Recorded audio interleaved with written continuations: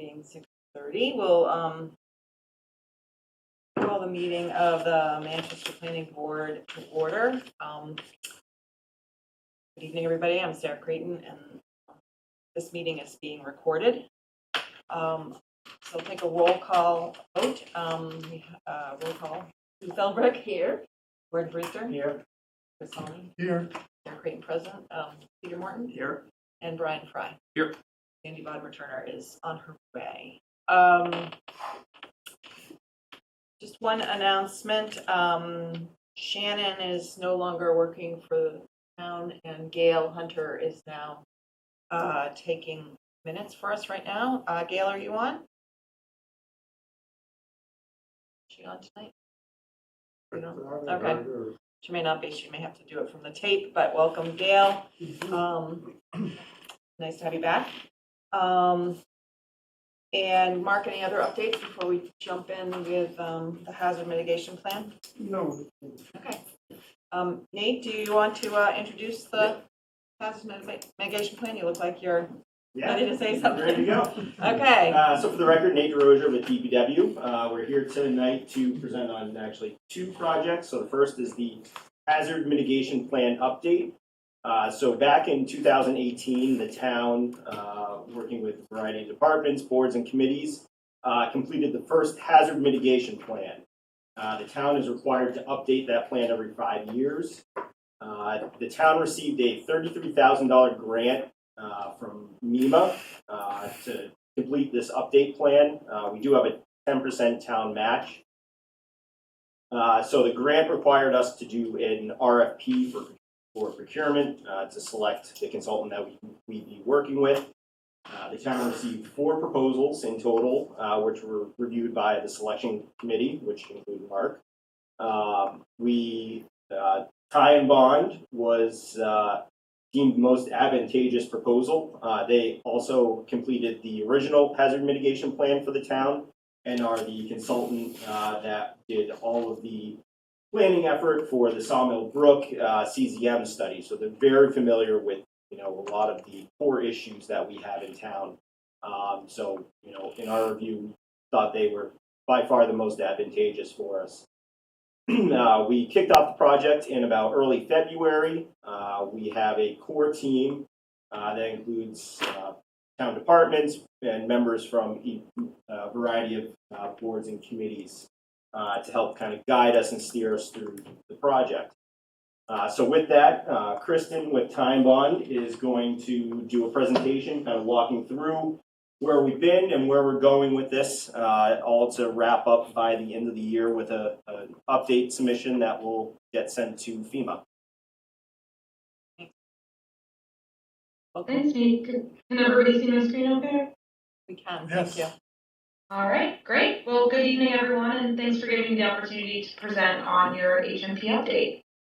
My name is Kristen Yukowskis, and I'm an environmental planner and project manager at Tie and Bond. And as Nate mentioned, we've been brought on to help guide the process of updating your hazard mitigation plan, or your HMP. I'll start by providing an overview of the purpose of the HMP update. We'll look at natural hazard risks and climate change, and then I'll discuss the 3 key steps of the HMP update, which is your community asset update, which is finished, the vulnerability assessment, which is in progress, and the development of new mitigation actions. And then lastly, I'll touch a little bit about public engagement strategies and options for stakeholder and public involvement. As mentioned, the town was awarded a grant through MEMA to complete the HMP update. So completing this plan is really essential for unlocking funding sources, specifically state funding sources for critical hazard mitigation projects.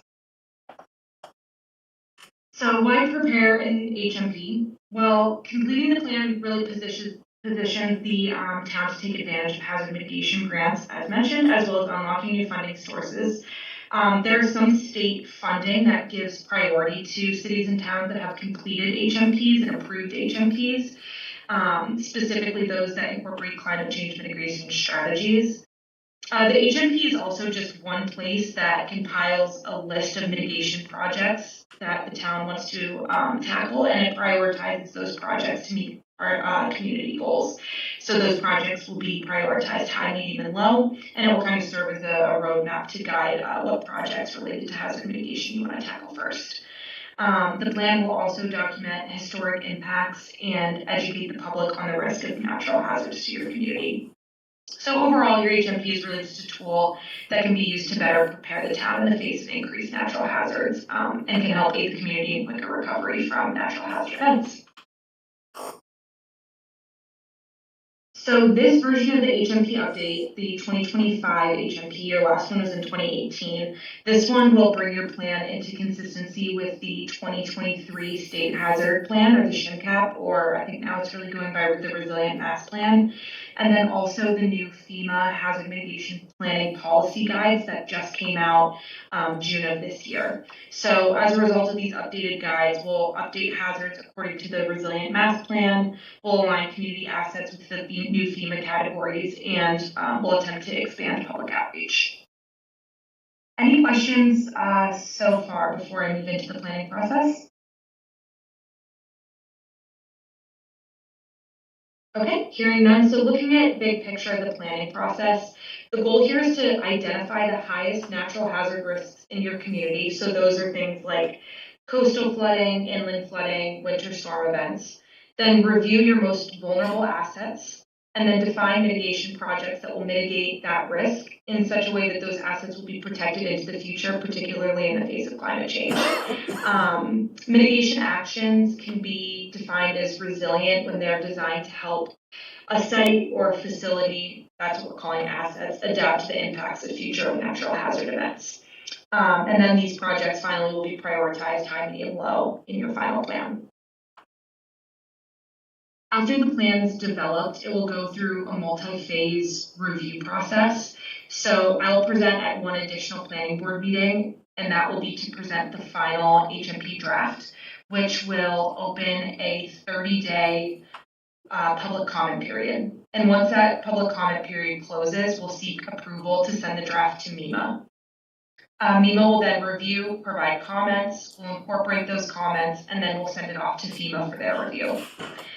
After FEMA approves the plan, you'll adopt the plan and receive final approval, and that will allow you to unlock funding. Any questions on the review process before we dive into natural hazards and climate change?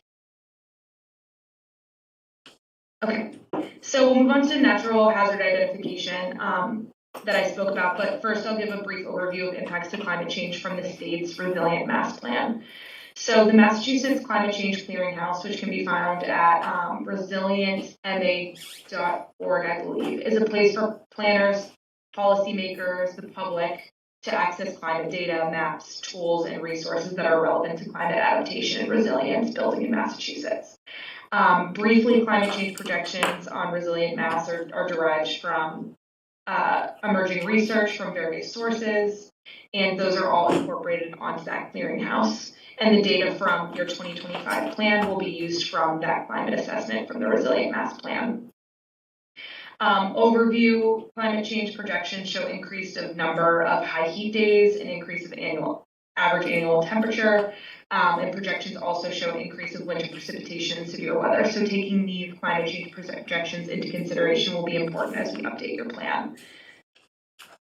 Resilient Mass has put together some information that's specific to each region of the state that they would like us to present to the public. So Manchester by the Sea is in the North and South Shore region, and the climate outlook for this region includes warmer summer days by 36 degrees, or 3.6 degrees, sorry, increased chance of coastal flooding up to 2 times compared to the current area in 2050, increased sea surface temperatures by 5 degrees by 2070, and overall just increasing tropical cyclones by the end of the century.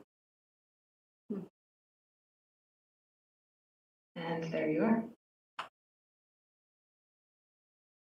So Massachusetts Climate Change Assessment ranked impacts from climate change across the state. So I'll go over the most urgent impacts per sector. There are 5 sectors: human, infrastructure, natural environment, government, and economy. So those impacts will be important to keep in mind when we develop your mitigation strategies for the update further down in the schedule. So first is human factor.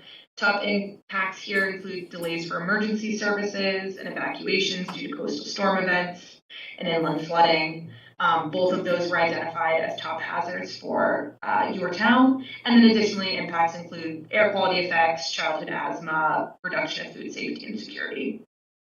For infrastructure, the top impacts include damage to your utility systems due to extreme heat and storm events, and damage to coastal buildings, ports, things like that due to storm surge and high winds.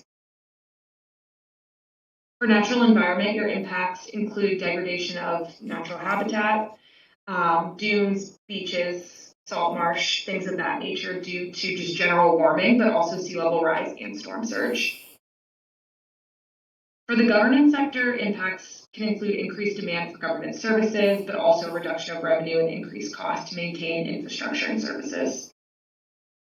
And then finally, looking at economy sector, the impacts could be reduction in availability of affordable housing and reduced ability for outdoor workers to perform duties due to extreme heat.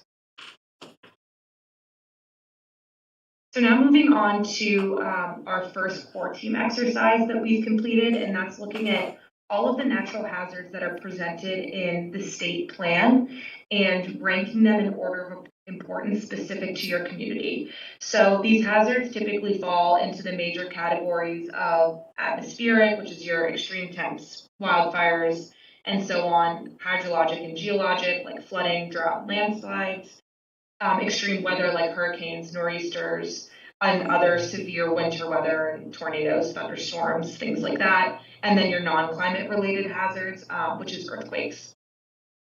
So we looked at these 15 hazards and evaluated them based off of 4 criteria: history of occurrence, hazard probability of occurrence, geographic extent, and the severity of impact.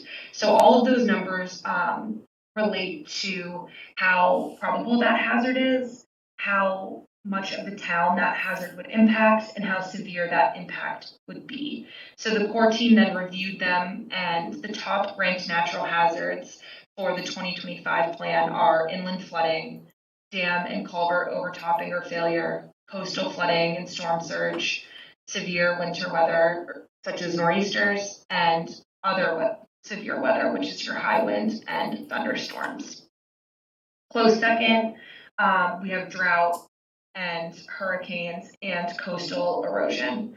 For your 2025 plans, we decided to not include 3 of the hazards because they are not seen as a history of occurrence in your town, and that would be tornadoes, tsunamis, and landslides and mud flows. So here's just a snapshot of the top natural hazards facing Manchester by the Sea: coastal flooding and storm surge, inland flooding, severe winter storms and nor'easters, and other severe storms. Any questions on your natural hazards or any climate change related questions before we move on to your community assets? So that matrix we did during one of like a live meeting, we came up and ranked everything. So it was a collaborative effort where we just went through, discussed each of these items, and people could relay stories about flooding, Mother's Day storm 2006, and just kind of bouncing ideas back and forth, and really that's how we came up with these top items, of concern to Manchester. I do have one question. That is the extreme heat, given that the high school is not fully air conditioned. Has that been identified? I know that that's a... That wasn't, and that's not something I knew about. So I think that's something we could... I think it should be on the list. Yeah. It's an increasing problem. Yeah. Okay, I'll make note of that. And maybe something to consider for a mitigation action as well. Yeah. And then can we provide these slides too? Will these be available somewhere in case someone wants to take a look at this matrix and provide feedback after the meeting? Yeah, absolutely. We can. I think the board has them, then we can get them posted to the DPW site. Okay, great. Yeah, if there's anything else kind of along those lines that you're taking a look at this matrix and thinking one of these hazards should be ranked higher for whatever reason, please let me know. I can take that back to the core team and we can adjust accordingly. I mean, it might also be worth just checking with the school district to think, because it's a regional school, but if there are others that they're concerned about, but certainly.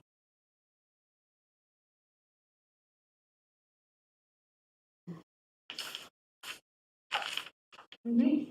Great, thank you for the feedback. So we've explored potential climate change impacts for the region, identified your top natural hazards. Next, we identified critical community assets.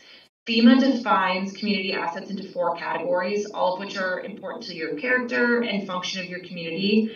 And these also align with the state's plan. Other than governance, those assets are going to fall mostly under that people or society category. For your plan, the community assets have been sorted under people, built environment, economy, and natural environment. People includes like social services, such as like vulnerable populations. Infrastructure includes critical facilities needed for emergency response and public health. Economy is your major employers or commercial centers. And natural environment includes areas that provide protection to reduce natural hazard impact and increase resiliency, such as your beaches, your salt marshes, things of that nature. So we looked at all of the natural or all of the critical assets from your 2018 plan, updated addresses, removed things that were no longer in service, and added new assets to come up with a final list of natural assets that fall, or critical assets that fall under these 4 categories. So digging into each one a little closer, societal assets can include areas of greater population density or populations with unique vulnerabilities that may be less able to respond or recover during a disaster. There are also some public buildings and public goods like schools, libraries, religious buildings, nursing homes, child care facilities. Those are all going to fall under your societal assets. Your infrastructure assets are like critical municipal facilities like emergency management, police and fire, DPW, evacuation routes, bridges, main utilities, cell towers, things like that could be really vulnerable to hazards, but are critical for your community.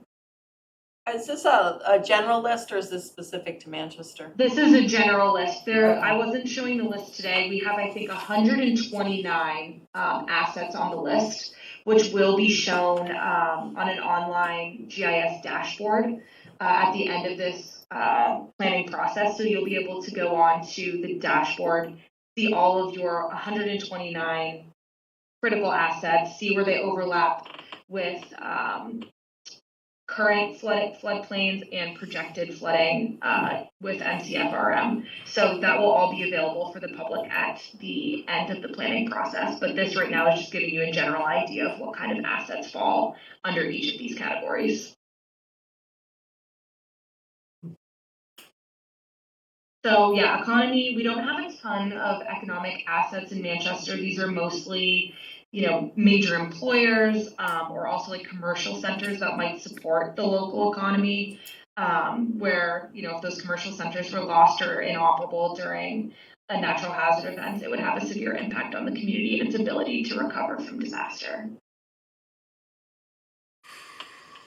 And then your last category is your environmental assets. This is your rivers, your lakes, wetlands, floodplains, beaches, conservation areas, wildlife management areas, things like that strengthen the community, but often provide direct resilience.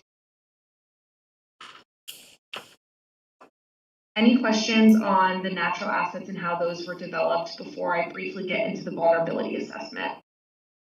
The natural assets selection is where we're at in the plan, so that we've completed all of that and we are moving on to the vulnerability assessment, which is in the process of being completed.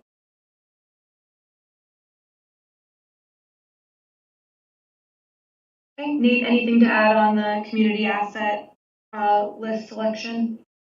No, I don't think so. I think, those are pretty comprehensive look through, adding to the assets that were, predominantly identified in the initial outset. So I think it's still good for people to go on the website, look, because, there's always things like even going through, just looking, it's like you forget about some of the assets that you have in your community. So the more people that can look at it, so that's, I think, why why I wanted to present the general list, because there's always like, oh, a little thing, you know, you kind of forget about the daycare that's right behind the wastewater plant. It's not something people always think about. So it's just those little things that, you know, are kind of tucked away that we want to identify. Is there an opportunity to sort of talk about the collective personal property? I mean, it's all public assets, but there's a lot of personal property and, you know, structures and boats and all those kinds of things, which are highly vulnerable. I think when we're thinking about the assets that we want to include in the list, it's those that are critical to the recovery or the resiliency of your community. So often that does not include private lands or private property, but there could be some exceptions depending on what the function of that asset is in relation to natural hazards and the ability for your community to bounce back from natural hazard events. So if you have something particular in mind, definitely reach out to Nate or I, and we can see. Well, I'm just thinking about North Carolina, where many homes were flooded. You know, in addition to the daycares and the electric utilities and other things, it seems like the destruction of property as well as the community's ability to provide service to is a huge vulnerability. People lose their homes are right, and I think that effort focuses more on notifications. You know, those are, you know, I don't want to say it this way, but you know, if someone loses a home, it's not impacting the wider community. If we lose the wastewater plant, right, you know, that's a much more substantial impact. So I think it's, you know, looking at the things that really the public that drive the community and allow us to recover. And we can evaluate those areas of vulnerability specifically as it relates to public areas in the mitigation actions. You know, is there an identified action in an area that's really prone to flooding? Is there a project that can be outlined in your plan that increases the resiliency of that area without necessarily having it be identified as a critical asset? So that those kind of concerns can still be baked into the plan once we get to the mitigation actions. There's like, there'll be a lot of overlap with the CVAP, the Coastal Vulnerability Action Plan. So those are the things we identified on the harbor, you know, a tide gate, or those things that flood proof, you know, the downtown in this area of town to prevent, you know, some of that inland or coastal flooding on the horizon. Right. Okay, ready to move on to vulnerability assessment. So the vulnerability assessment is kind of a good segue. This looks at where and to what degree impacts are experienced by people, places, and infrastructure in general. So the vulnerability assessment looks at two things: townwide impacts, but then also asset-specific impacts. So the townwide impacts are evaluated using a tool called HAZUS, and this identifies the vulnerability of earthquakes and hurricanes townwide. And then second part of the vulnerability assessment is looking at your identified community assets, and we'll look at how those are overlaid with the MCFRM data and then also floodplain data to determine vulnerability to coastal and inland flooding. And then we'll also look at a list of potential future development and see what vulnerability to certain hazards they have, so that when those future developments are being planned, we can have the vulnerability in mind. So the main thing that I really want to talk about today is the mitigation strategy, because this is kind of the meat of your plan. The process starts by looking at all the projects and programs that are currently in place that provide hazard mitigation. Next, we review all of the past mitigation actions, all of the past projects, goals, and programs that were outlined in your 2018 plan. We'll go through each one and say, has this been completed? Great, check off the box. Should this be removed? It's no longer applicable. Is it in process or is it in progress, and move it into the new plan? Or has it not been started yet, but we still want to have it in the 2025 plan? And then based on the new goals and objectives, we will develop a list of new projects and complete a cost benefit for those mitigation projects. And then we'll prioritize those projects from high, medium, and low, and then develop a strategy to adopt and implement those projects. So really, we're looking at 6 main categories of mitigation action: prevention, property protection, public education, natural resource protection, structural projects, and emergency service protections. Most of our actions should fall under these 6 categories, which will line the projects up well to be funded by many different sources, state and federal.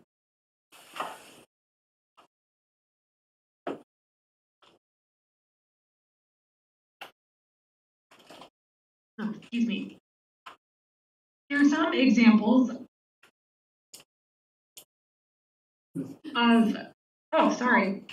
of mitigation actions. These are not necessarily in your plan. These are just general examples.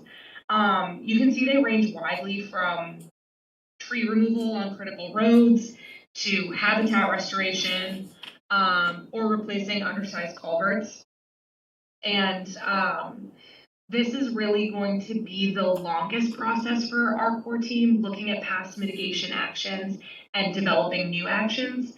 And this is also the area of the plan that I'm hoping for the most public engagement, because there are some things that members of the core team might not know about. Like, for example, the AC in the high school is something that wasn't brought up in any of our core team meetings yet. So as a member of the planning board, or even as a member of the public, we'll present these mitigation actions and ensure that everything is captured and there aren't any projects that relate to hazard mitigation that should be included.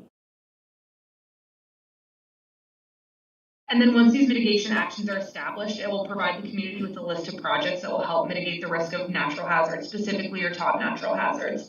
And then these projects can be funded by various state sources, including Community One Stop, culvert replacement. MVP action grants are a big one for hazard mitigation actions, MEMA grants, and more.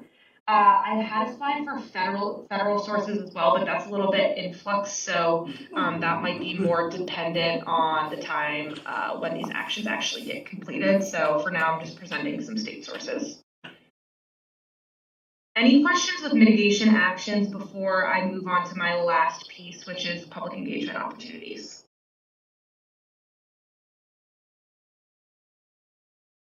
Yeah, I have one, and that is can you give us some examples of things that would fall into the planning board's domain?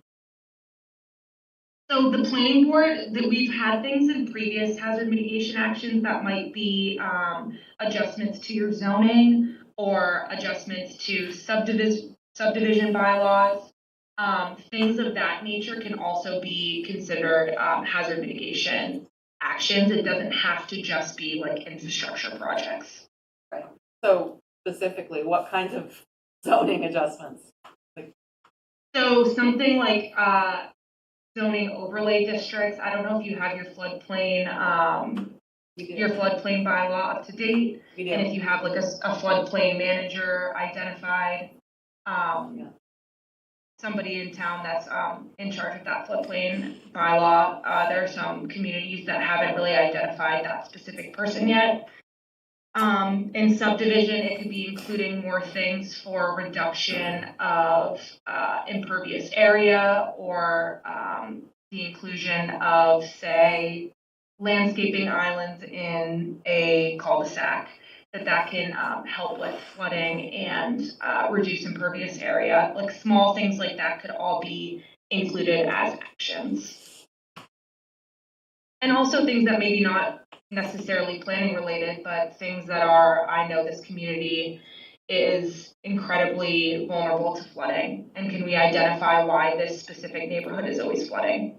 That may be something the core team isn't thinking about, but as just a general member of your community, you might have that in mind, and we can incorporate that into the plan. I have a question. So, Kirsten, you mentioned early on that drought and high winds might be a result of climate change. And I'm wondering if maybe wildfires might be considered as a potential hazard to this community, given that so much of our land is covered with trees. Yeah, let's go back and see what we did for wildfires. So wildfires, we did identify that there is a probability of occurrence, but we did rank it as a 3 on a scale of 1 to 5, 1 being the highest vulnerability and 5 being the lowest vulnerability. So it kind of landed a little bit in the middle. Okay, that's fair. But yes, it was identified. What are you thinking, Chris? I can't read it. Not the one. Should it be higher than your line? No, I don't think so.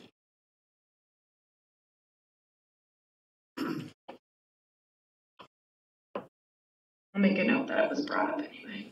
Fire chief was on that meeting where we went through those, and he was generally in agreement with where we had it ranked. He thinks that with their current plan and preparedness, that it really shouldn't be ranked, over some of the other higher priority items.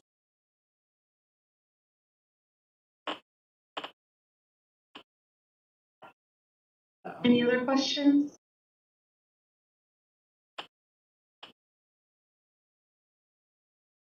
Okay, finally, I'd like to just briefly discuss public involvement. FEMA defines involvement, participation, and opportunity to be involved to promote meaningful engagement as a key part of their approval of the plan. So they really encourage participation from a broad range of stakeholders, like local and regional agencies, neighboring communities, business reps, nonprofits, community-based organizations, things like that. I will work with the core team to develop a list of stakeholders that can take part of the planning process, but it can really be anyone in your community. It could be, Council on Aging, Housing Authority, if there's any food banks or religious services, nature conservancy, historic preservation groups, anything of that nature. We really encourage everyone to be involved in this process. So if anyone would like to be included in a stakeholder group workshop, please let Nate or I know, or if you can think of any group in particular that would be great to involve in this process as we move forward, specifically developing those mitigation actions. Please let us know and we can add them to a stakeholder list. We're planning on hosting one group workshop of stakeholders so we can reach a little bit beyond just the core team.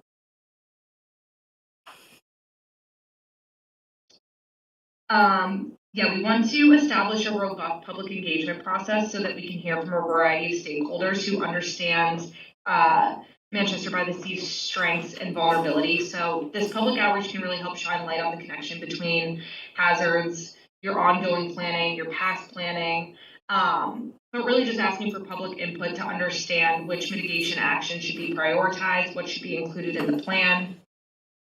And the result of this kind of public engagement is a plan that is approved by both MEMA and FEMA and will help you unlock funding opportunities for projects. Any questions on public engagement before I finish off with a slide of what's next? All right, so next we'll work to complete the rest of the plan by developing mitigation actions. We'll draft a plan, and then I'll present at one other public meeting to open up that 30-day public comment period. We'll take all of those public comments, incorporate them in the plan as necessary, and then that plan will be sent off to MEMA. They'll review, provide suggestions, we'll incorporate those, we'll send it off to FEMA, and then finally you'll adopt and finalize the plan. Great. Thank you. Any other general questions I or have a comments? question here. What is the time frame for all this? All sounds very ambitious. So we're hoping to wrap up by the end of the year. We are about, I would say, 50% through the process. But I think by December, we'll be able to send the project or the plan into MEMA. The review timelines for MEMA and FEMA are kind of up in the air. It's not like they have 30 days to review. They can kind of take their time. MEMA has been pretty quick. FEMA FEMA, we're not really sure. That's really kind of in flux at the moment. So we don't have a great timeline of when the plan will be adopted because that really depends on NEMA and FEMA review. But we think we'll be able to get a final draft to NEMA by the end of the year. And who adopts the plan for the town? So the select board will adopt the plan. When do you think the period of most intense public engagement will occur? That will be during the mitigation action development, which will be sometime, I'm thinking late fall. So October, November? I'd say October, November timeframe, yeah. And then also, again, public engagement, once that 30-day comment period opens, that can be, anyone in the community can take a look at the draft plan and provide comments. Nate, I have a question for you. Yes. Specifically, this sounds good. You're going to define and prioritize these events and what needs to happen, correct?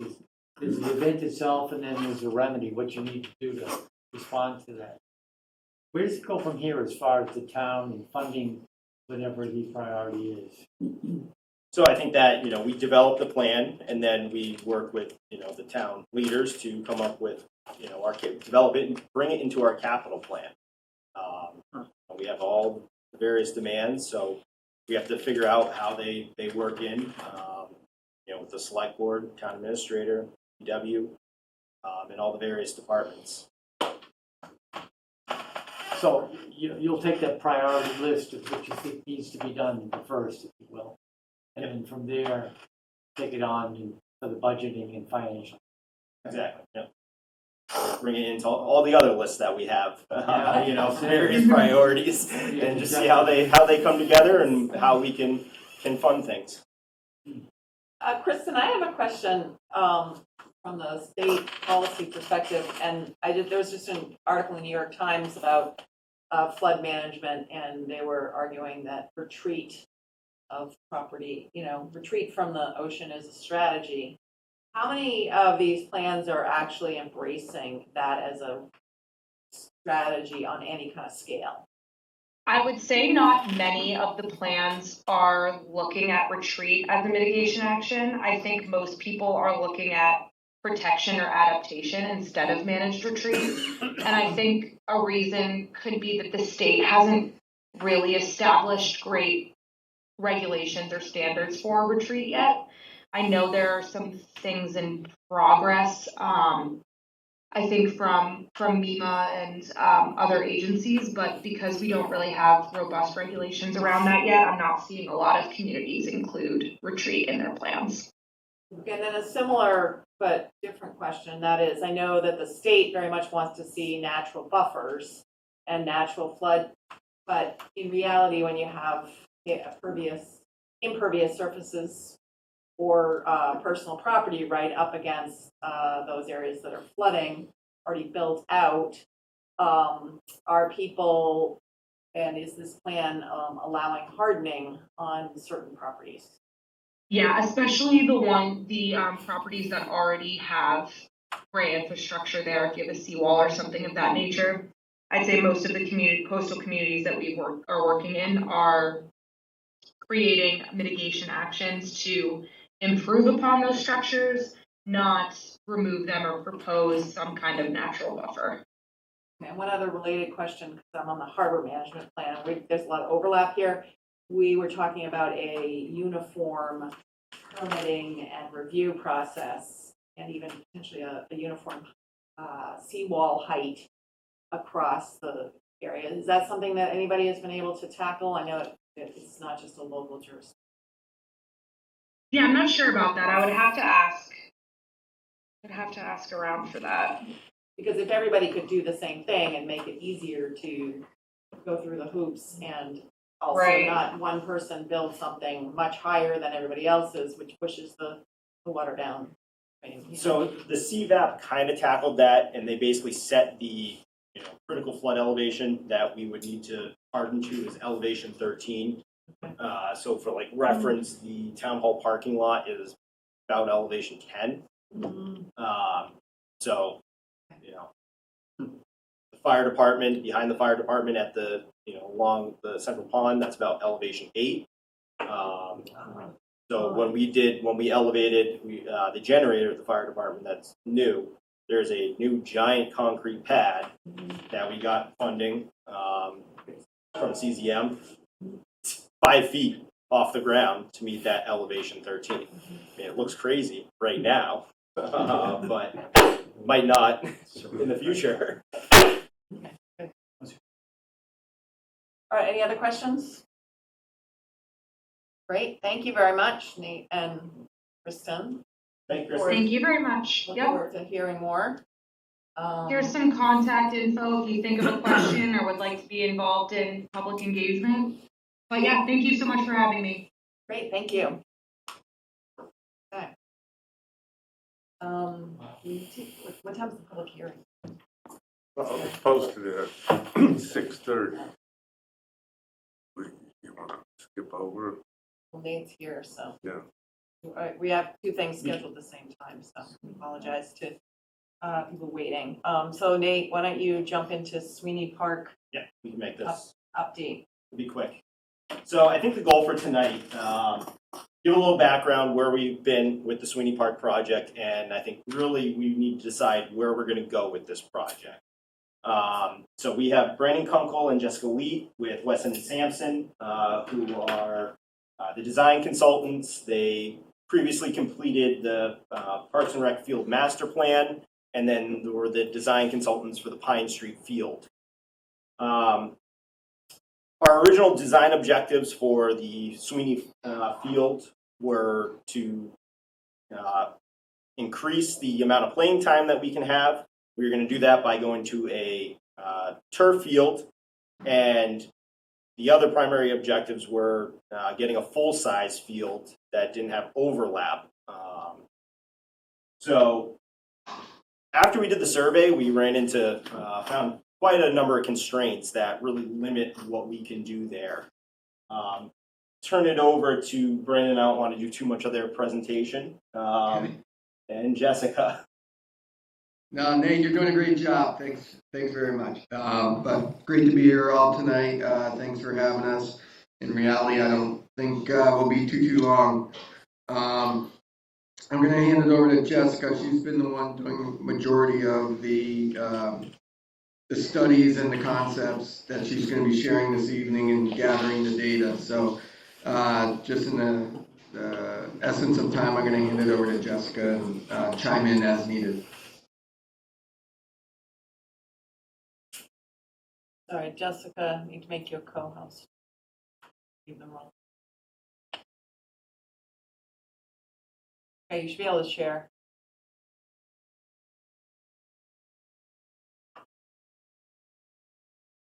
You're muted, Jessica.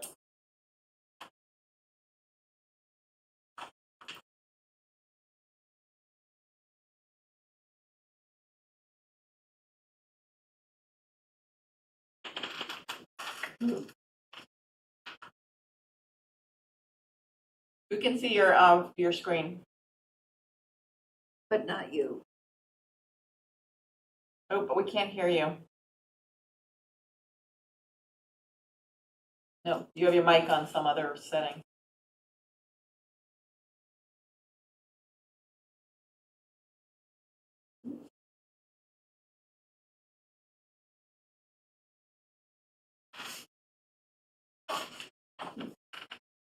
Brandon, maybe you can jump in if she can't be heard. Why don't I go? Yeah. Why don't I go ahead and jump in, Jessica? If you can hear,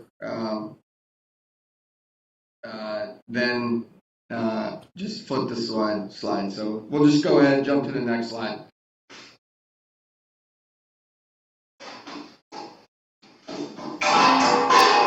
Jeez. Sorry about that, folks. All right, so just a little bit of context. Here's where Sweeney sits within the greater landscape of Manchester by the Sea. It's relatively coastal, but still a bit inland. One thing I do want to point out, and if you're familiar with Sweeney Park at all, You have the Brickyard Pond, but really it's the greater wetland area, which would be planned southeast, just across the aqueduct, the purple line there, and then obviously hydraulically high groundwater. So I guess just to keep things moving, Jessica, next slide. This is out of the athletic field master plan we did in 2020 for you folks. These are just the average annual permitted hours for Sweeney. You can see that they have 645 hours for baseball, and softball 693, and the rectangular field gets 553. So just to put that a bit in context, on average, you want to have about 450 to 550 use hours per year for natural grass. As Nate mentioned at the top of the presentation, historically we've been considering synthetic turf. We'll talk a bit more about that in a bit, but that's only to overcome the use hours. So already we're seeing that, combined, these hours are way over what would be sustainable for a natural grass field. So, next slide. And that doesn't count all the limited time in the spring and fall when it's just wet because of ground saturation. Correct. Some of the existing conditions, you can see there's topography, quite a bit of topography on the left. You can see the stream and the intermittent stream, and then also coming off of the ponds and the pedestrian access that links the fields themselves to the now pickleball court area, formerly a skate spot. So you'll note, just in general, we're surrounded on marshy, wet land on 3 sides. Next slide. We did run, and we've had our wetland scientists out there. You can see a little bit more once you dig a little bit deeper into the topography. We got a stream bank, an intermittent stream bank, and a bordering vegetative wetland. So those are all of our environmental constraints. Once you start doing the offsets and the setbacks and the no-touch zones, we become very limited to what we can do. And we can talk more about that. Next slide. We've been out there to observe test pits. You can see here, it doesn't take long before we are encountering groundwater. As I mentioned, we have a high water table a few slides ago, but we've done extensive testing, so there's no real surprises at this point in time. Next slide. Those test pits were done just about on the coldest day in January that year. It was like 5 degrees out. Our DPW guys got some props that day. They were very excited. Yeah. We've also done some boring, so we have a good sense of the soils below. It's clay, so that, essentially we're going to have trouble long-term with infiltration and getting rid of the water. Again, we have a lot of constraints not going in our favor. So next slide. But we did look at getting in a full-size field and renovating both the softball and the baseball field. We've adjusted the orientations to be more accommodating of the solar glare, particularly for the softball and the baseball. But this is once you start getting really into the constraints related to the adjacent wetlands, what we're really left with and limited with. But we are, concerned about a wet corner. If Jessica, you could highlight that with your cursor. And then there is still a bit of overlap when it comes to the rectangular field versus the infields of both the softball and baseball fields. Next slide. This is a slightly different configuration where, again, looking at the solar orientation, and you can see there's not much difference between the two, but that's just really as a result of the constraints that we're dealing with. Next slide.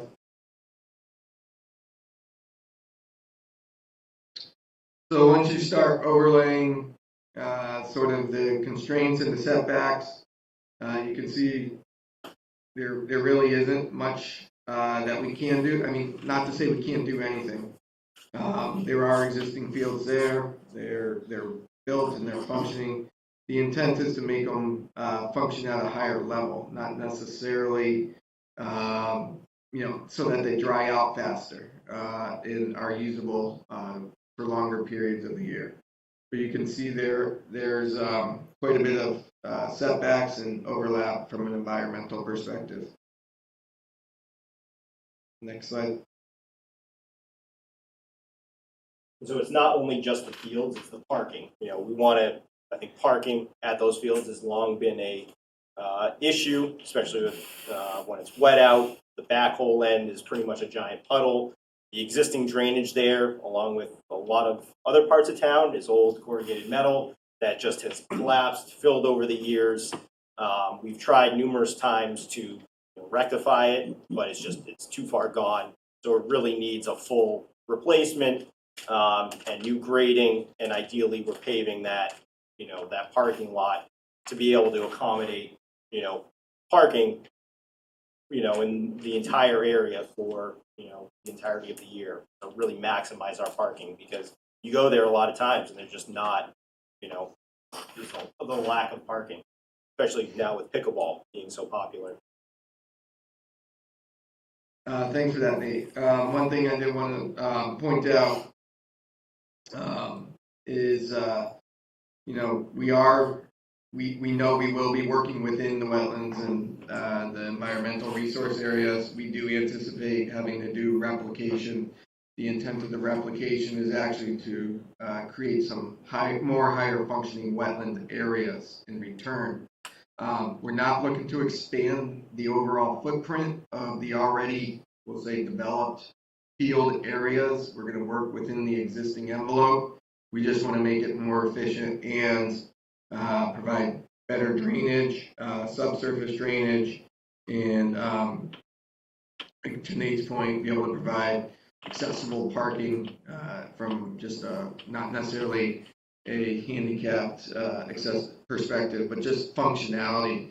If it's underwater parts of the year, then let's see if we can't get it to drain after those storm events at a quicker rate. The intent is just to get as much of the use out of these fields as we can, just by amending soils and putting in subsurface drainage, potentially synthetic turf. I know there's still a lot of conversations to be had. This is just sort of where we're at. We wanted to make sure we're going in open eyes, particularly related to the environmental resource areas. We want to protect those to the greatest extent possible. The intent is, the intent is not to fill, only because we really can't. We want to work within the existing envelope again. So next slide.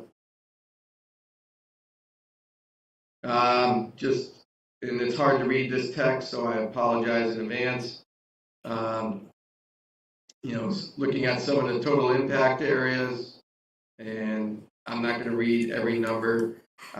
We're happy to share this after the fact with Nate, and he can distribute it amongst you folks.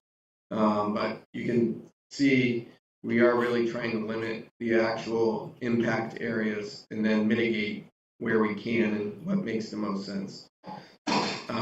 You guys are really our first stop, technically our second stop. We have met with the recreation board, but we still do have to meet with Conservation Commission before, we want to get all the buy-in to the greatest extent possible to make sure that, we have a project that can move forward and can get permitted. Next slide. I think we're just about done. So I think tonight, Parks and Rec, their objectives, like I said earlier, are full-size field and have it playable more.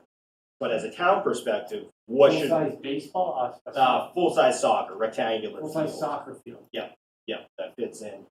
Going along with the softball field, which is the far right one, which we'd be modifying, and then the Little League field, which is the inside, which currently really isn't in the scope to, do the infield, the dugouts. So really right now, the scope has been to get playable fields with the full-size soccer field and update the parking lot.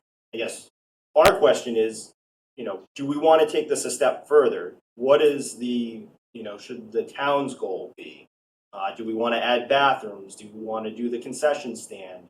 Do we want to, looking for input, before we take the next step? We've kind of identified all of our constraints that we know about now, but what's the vision, the broader vision for the park? Are you asking that question? Yeah. Looking for feedback. I just see the challenges. I've had 2 sons that played on those fields, and we all probably had sons that played on them. That is a challenging site, and looking at that layout with a full-size soccer field on that, Right.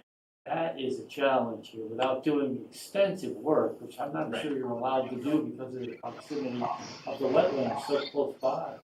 Right, so we basically, that's the, we have to stay within the footprint, we can't alter the grade, we can just improve the subsurface soils and add, drainage into the field to help get it quicker. Aren't you in fact venturing into the wetlands with that plan? It's all within the existing footprint, so we are currently, and so that's why we've had kind of preliminary talks with the Conservation Commission. But it would still need to go to them in this current, configuration, all working, not expanding. Our original hope was to expand so we didn't have to overlap, the outfield, the fields onto the outfields of each of the respective. And then, as we got into it, we saw that wasn't going to be remotely possible and that the wetlands are actually already on the field. So, and I guess the other avenue is it a project we still want to pursue? So Nate, what is the alternative? That's a good question. Business as usual. I Yeah, feel like we business as need usual. to hear from Parks and Rec to understand their goals and what alternatives they've already considered and dismissed. Before we can really, at least for me, before I can really evaluate, is this the only road we can go down? Yeah, I mean, Is anyone from Parks and Rec? I think Muffin, I thought I saw Muffin on, from our facilities master plan, there's not a currently available town-owned land large enough to accommodate new field. When we did the Pine Street field, ideally we would have gone bigger and made a field that could accommodate more people, more programs, but that was our only really undeveloped spot in town that we could place a new field on. So I think this is, going the turf route was the ideal, that was going to get our biggest bang for the buck on an existing, site. Outside of that, we don't currently have anything. If there are things in the future. This is grass, natural grass? Yeah. Yeah, don't you remember? It's natural mud.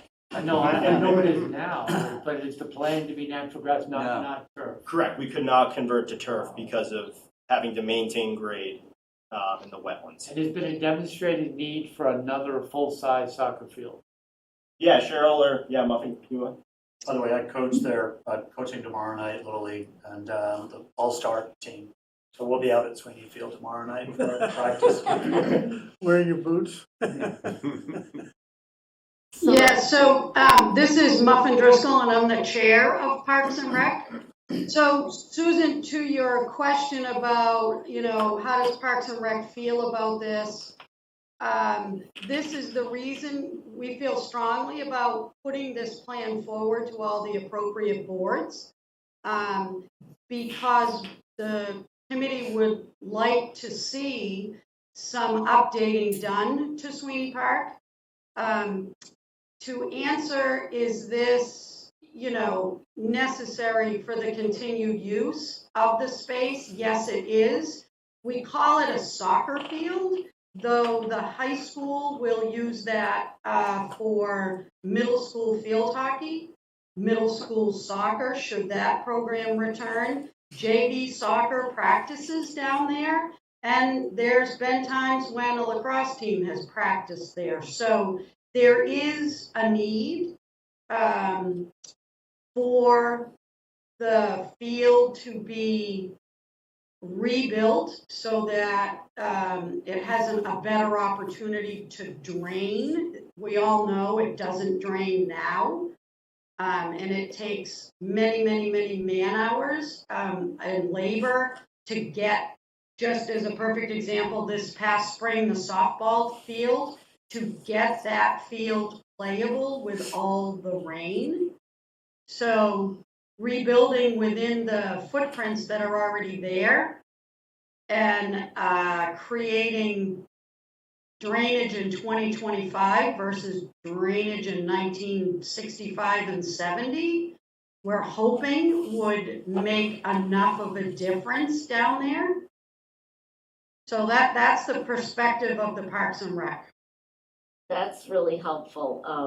I think as this goes forward, I can imagine hearing some really out of the box ideas from residents of the town. For example, is there the availability for Manchester to share with other towns or the college facilities? Or I'm just, Right. yeah.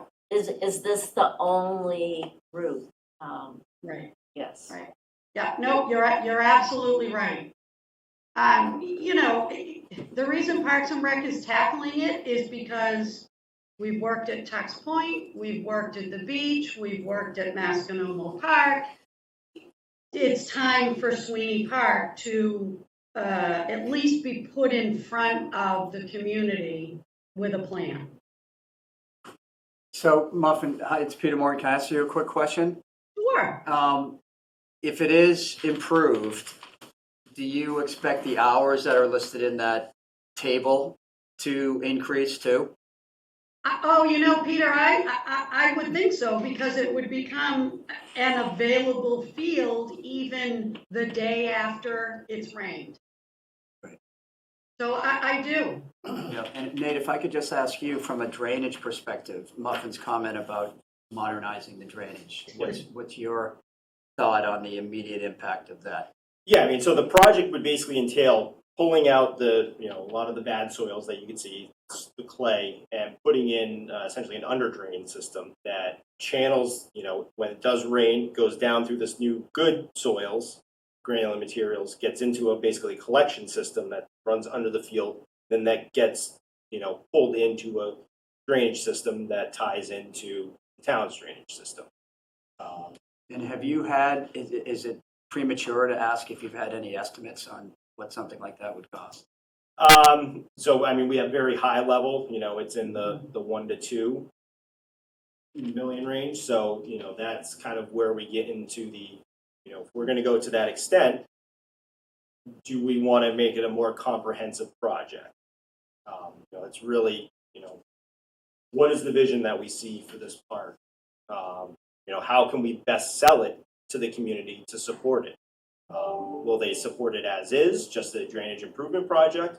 Or would they want to see bathrooms, concession stands, or whatever, else that you think, folks might want to see in a new park or an updated park? So I think that's question one in question too. Yeah. I think they are not Yeah. linked.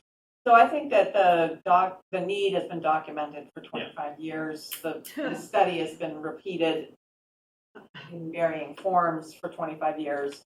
So I think I would sell it as a deferred maintenance in a lot of ways, and modernizing of the athletic portion. Personally, as to whether or not, it doesn't seem to me that it has broad value as a park for the general non high school age and younger, athletes. So I'm not sure it's it's really not the same kind of park as a Point or Masconomo Park, in my book, for those other questions about other amenities. But I think that's a question for the select board and the capital plan rather than for us. That's sort of my feeling. But I would see it as an asset we currently have that doesn't work very well and needs to be repaired. And from the field's perspective, that seems to me to be documented for 3 decades. So, and the wetlands have been there for 3 decades. More. So I don't know, that's my view. I don't think we have the ability to weigh in on the rest of it. The only other question I would have is whether it may make more sense to invest in other fields and make them usable for more hours to make up the difference. I Maybe, think that study's been done, though. There's not. Done and redone, Yeah, yeah. it's been looked so, at. for example, introducing lights at Coach Field or something, so you can play on those That more would hours. be one. That would be Sarah's first claim to We fame. tried that, we got permission, and then, But you could revisit that. I think it's great. I think it's great the fact that we need more fields so kids can participate more. I think that's great. Considering where we were 15 years ago to where we are now, it's amazing the differences that we have.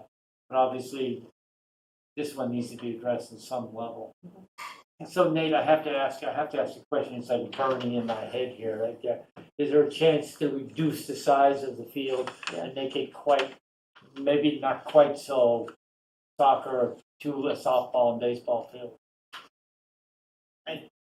Reducing the soccer field size, I think. Not maybe eliminating one of the program elements you've got on there and do a really good job on what you have left. I think that's where we run into not having the programming elsewhere to accommodate. So that's the need for having all of those there. It might, thinking like I think, it needs to be a question that needs to be answered first, not first, but sometime in the decision phase. I'd love to see all that happen. It looks terrific the way you propose it, but having been there for years and years and years, I just find it challenging.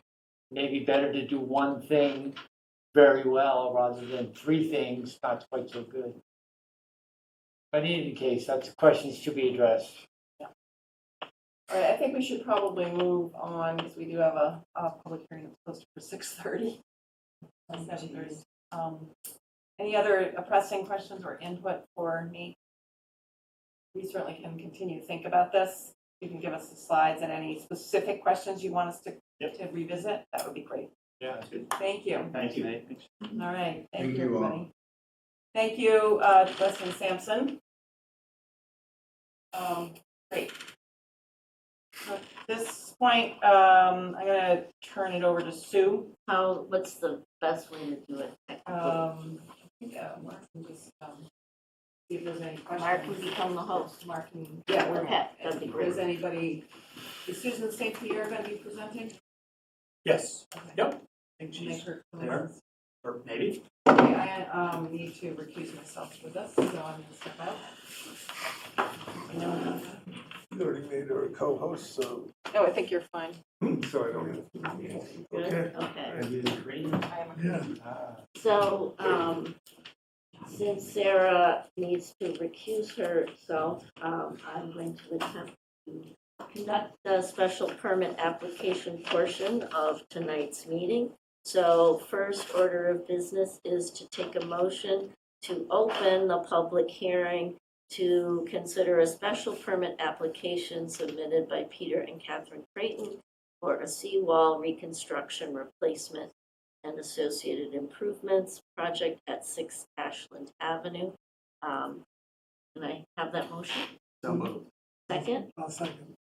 Peter and Chris, okay. Now, we'll call vote to pass the motion to open the hearing. Sandy Bodmer Turner? Yes. Brian? Yes. Peter Morton? Yes. Chris Olney? Yes.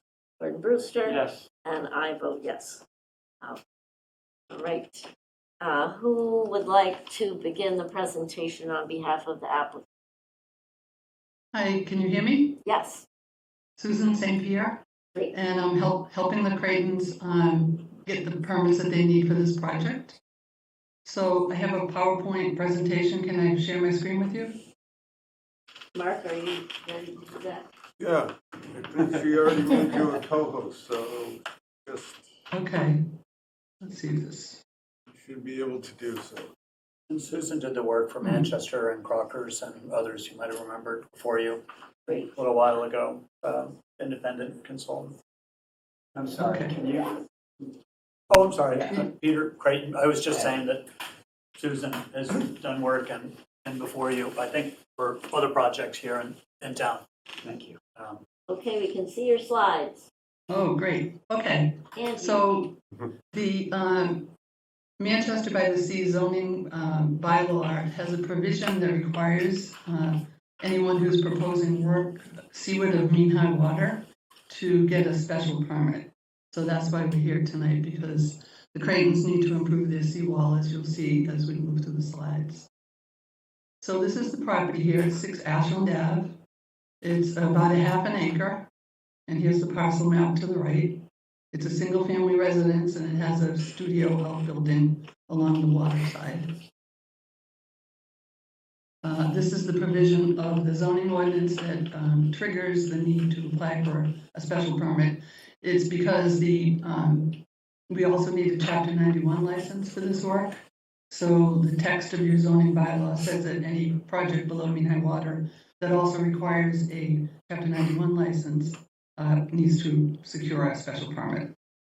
Now, typically, in most communities, what you do when you apply for a Chapter 91 license is you submit the application to the planning board, and then they can either comment on it or not comment on it. But in Manchester, it's a little different because you require a special permit. So these are photos of the site, so you can see that the seawall is in a state of disrepair. This is that little outbuilding I was talking about, the studio building, and this is their lawn. The Manchester Marine properties to the left of that photograph. And then they have an existing gangway which has already been previously approved by DEP. And you can see the seawall on the other side of the gangway is also having some deterioration issues. This is the property to the left of the gangway. The seawall is it's really dangerous, actually. And this is closer to the Manchester Marine property. So this is an existing conditions. I had to cut the plan in half because the lot is so linear. But this is the home here, the dwelling, the main single-family dwelling. They have a patio in this location. There's lawn areas. There's a driveway to the top of the screen. There's a lawn, landscaped areas all around, beautiful landscaped areas. The image below shows the existing studio. There's also a flood zone on the property, which is to the rear of the studio, to the landward side of the studio, which is elevation 10. This is the seawall that we're talking about that needs repair, the location of the seawall. This is the gangway and floating dock system that was previously approved. There's also, importantly, a sewer easement and a sewer line that goes through the property. And it kind of goes under this big tree here. And then there's a manhole in this location here, getting closer to the Manchester Marine parcel. So the work that we're proposing to do below mean high water is to reconstruct about 95 linear feet of the seawall. And because some of it has fallen in, we're going to be reconstructing it, and we'll be increasing the height anywhere from 1 foot to 3.5 above existing conditions, because it's buried in state of collapse. There's a little area, I should have pointed it out, there's a little let's see, right here, this area here, right adjoining the property next door, it must have been an old ramp, an old boat ramp. So there's about a 5-foot section in there that we're gonna be adding a 12-inch high capstone on. The wall's in pretty good shape, but the rest of the 95 feet needs a lot of work. So we'll be using new kind of cut stones, existing stones. We're gonna have to bound the wall on crushed stone subbase for proper drainage with the filter fabric. In front of the existing wall, we'll be putting some shoring support so that the wall won't collapse during excavation and reconstruction. And then on the land side, even though that's landward of mean high water, we'll be regrading to bring the line up to about a foot below the grade of the top of the wall. And then we'll be filling that and placing loam seed and native plantings. Here is the proposed work. So during construction, I have a screen that's going to show it closer up. But during construction vehicles will come through this area here. There's not going to be a lot. And just to access the site, there's a tree or two that might have to be removed, but they will be replaced. And that's how they'll get access to the site. And this crosshatched area is where the regrading on the project on the lawn will occur. Here's a close-up of that area. So the 5 feet is in this location here next to that ramp. So that'll just be a 1-foot high capstone placed there. And then this is the 90 feet of wall that'll be reconstructed and brought up to elevation 7. And the lawn behind it will be elevation 8. We have to protect the sewer line, and the engineers have been in contact with the DPW, so they're aware of that work. We have to accommodate the existing gangway because right now it's at a low grade, so there'll be some modifications in that area to accommodate that. Based on our meetings with the Conservation Commission, and we're providing pretty lot of landscaping here with native salt tolerant, drought tolerant species in this location here. This is a section view, so you can see the crushed stone that we'll be placing under and behind the wall. This is the shoring, temporary shoring that will be put there before excavation starts. And this is basically what the wall will look like, which it previously looked like, except that it may not have been quite as high. And then we're going to have a 1-foot capstone on top of that. So the lawn will be at elevation 7, and the top of the capstone will be at elevation 8. Wherever excavated materials are temporarily stockpiled, we'll have erosion control silt sock around those, just to make sure that no erosion or any materials go into the harbor. Let's see. I think that's about it. And then I included this information in the special permit application. If you want me to walk through it, I can. But it just goes through each provision of your zoning ordinance for what you need to demonstrate to get a special permit. And then the next page is performance standards of section 6.3 of the bylaw. So I think, basically because it's a residential use already, we're not proposing any lighting, we're not proposing any roads, we're not proposing any traffic, we're not changing the utilities. We're pretty much restoring the seawall, increasing the height a little bit, anywhere from 1 to 3.5 feet, I think I said. The impacts on the natural environment actually are going to be positive because right now the seawall is collapsing into the coastal beach. Also, improving the seawall is going to help with storm damage to the wall and also to the land behind it, and provide a better protection from storm-driven waves for the property. And so that's those. And then no lighting. The noise will only happen during construction. It will be minimal because a lot of the work is going to be done by hand in terms of dismantling the existing stones and then placing them back in. Minor site grading. Actually, a lot of that type of work is outside of mean high water, but we wanted to mention the whole project. So anyhow, I think it meets with the standards outlined in your zoning bylaw, and we're hoping that you can approve the project. I think that was it. Oh, also the permits that we were required to get are the Manchester Conservation Commission, and the engineering company went before the commission in December and received an order of conditions. We need a special permit from the planning board for all the reasons I just described. And we need a Chapter 91 license from the state. And before they can issue that, they're ready to issue, but before they can issue it, the planning board has to sign off. There's a specific form that has to be signed. And the building inspector has to sign a zoning form, and neither of those can be signed until we get through the special permit process. And then we also have an Army Corps permit, but actually all that involves is notifying them on a form that they provide. So I think that we're hoping to start the work in the fall. I think that's it, unless, I don't know if Peter has anything that he wants to add. But not particularly. We just have the wall really is a couple feet off the mud, and some of it was paved curbstones, and I've been putting rebar in for years trying to hold them in place, and they just keep falling in. We have 2 sons, an 8-year-old and 10-year-old, and they love to go down and collect sea glass, and they're finding that the stones are caving in on them, and I just hate to have someone down there, a friend, and have one of the remaining stones come down and land on toes. And so my wife and I said, let's, just repair the wall. We're not trying to keep the water out. The water still goes behind the wall. It's 8 feet, will be the top, and still comes around and floods the lawn and back, which is fine. But we're just trying to get an even surface that's safer for everyone and will last moving forward. And also, Peter, I believe you've talked to several of your neighbors and they're all in support of the We project. did, yes, yep.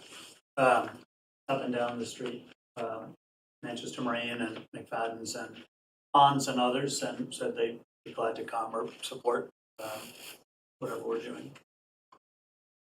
Their walls are quite high. They have walls that come up and go up at a much higher elevation than ours. So ours is it's a pretty small wall. Anybody have any questions? I have one regarding the materials. I know that you sort of ran through this and it is in your project description, but can you just go through reusing the materials that are there and what materials you're adding and sort of give us a visual, I guess? Okay, so this cross-section shows the crushed stone that would be put underneath the wall. So here's the mud line here. So part of the wall currently and in the future will be below the mud line. And so there'll be crushed stone beneath it and there'll be crushed stone behind it, and that will help with storm drainage and actually drainage of seawater coming in. So that all is going to help in terms of structural improvement and also drainage, stormwater drainage. So then there are existing stones. So all these existing stones, I mean, this isn't a good graphic to show them all, but they'll be removed and replaced within the existing footprint of the existing wall. And then supplemental stone that looks just like that stone will be brought in to increase the height, as I described. Does that answer your question? Yes, thank you. We're trying to reuse all the existing stone. Yeah, they're going to Trying to bring reuse in things, everything. just taking and reorganizing to the best we can. So I have a question, and I'm just curious more than anything. Is you said that the height of this will be at the 8-foot level, and I think you said that studio is at the 10-foot level.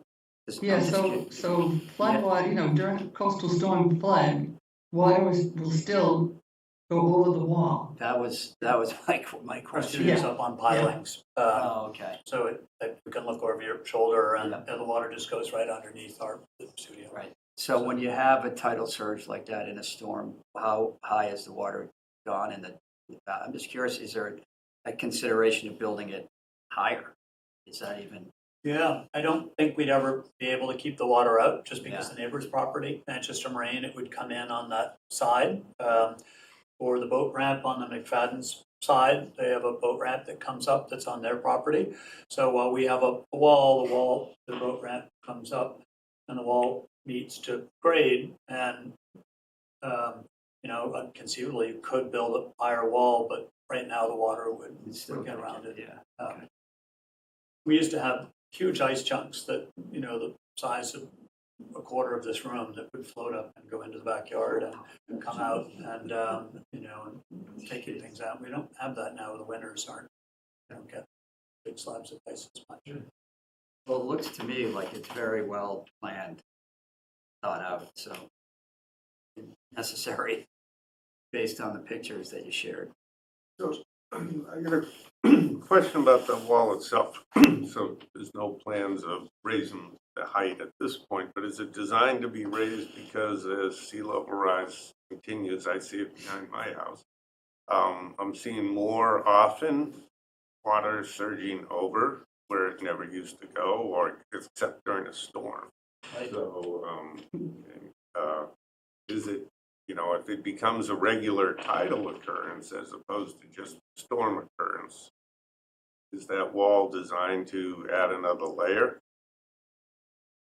That's a great question. Yeah, I'm not an engineer, but I believe that wall could be increased in height.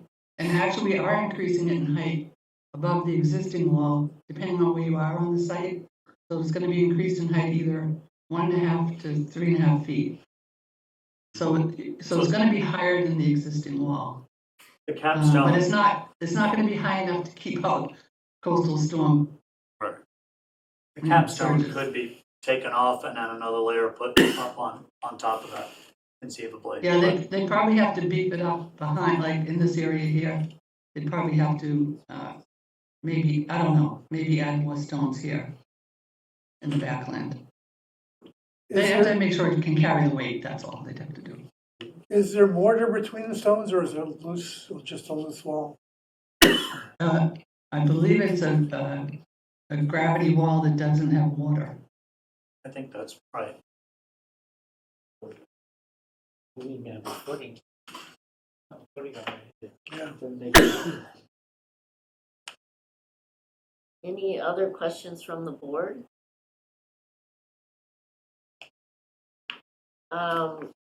Any comment from the public?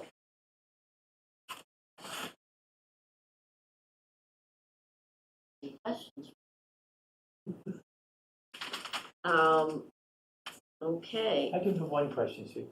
Just to, building off what Mark just said here, the aesthetics of the stone wall itself, is it natural stone? It is. It's the stone that's Yeah. over here Let me that go- we're Let me go reusing. back to the photos. Yep. So it's gonna be stone like this. Yeah. But it's gonna look better because it'll be a little more organized. So it's a nice looking wall if it was in a state of It's good a natural repair. stone, it's not concrete. Yes. No. Yep. No. Granite. Keep paying granite. Just trying to put it back together safely. Any other questions? I almost feel like asking you to make it taller for your own good. Yeah. Yeah, I mean, the challenge is the water's still going to get around behind. Yeah. We're not, trying to keep it out. We're just trying to make it safe, and we're used to having the backyard. It just gets wet at spring tides, and something we have. They'd have to fill the whole backyard in to get it up to that grade. And then, like you said, there's 2 ramped areas on either side of the property. So I was, Oh, sorry, Peter. yeah, I assume the Conservation Commission talked to you about the fill and all that you're using to raise the grade and all. Yep. Yeah. So I just had one last question. This is from more of an engineering of the wall itself. Will it have drain ports through the wall itself to allow water that does get behind, go back through the wall? Well, that's why see how it's dry laid right now? You see, there's no water. So the water will comes go back in. through. The gravel will be little bits of gravel, so stone will be put on top and leveled So with you're gonna gravel. use the gravel So- behind and go yes. below Yes. the wall versus. So the water versus will through come the in, wall. Right. go through the gravel, and then come back out. I just wondered if drain port through the wall might be a little added benefit, take the pressure off the back of the wall. But It was designed that way with this stone. So, if you were gonna mortar it, it would be a solid wall. You'd have to put PVC pipes or something in there to get the pressure out from the backland. Right, and the tide comes up and then comes back pretty quickly on either side. It's not every tide, it's just the spring tides, really. king tides in the spring.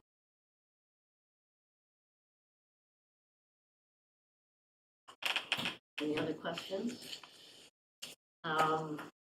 Okay, I guess I will take a motion to close the public hearing on this special permit. I will move that. Mr. Morton moves, second? I'll second. A second. Okay, any further discussion by the board? I'll just remind you that our standard is to determine that the adverse effects of the proposed use will not outweigh the beneficial impacts to the town or the neighborhood in view of the particular characteristics of the site, also in relation. The consultant went through each of the criteria regarding the special permit considerations in her project description and in the letter. So in my opinion, I think we have the information. Is the sense that we're ready to vote? Yeah. And I have a motion to approve. Let's get it in front of me.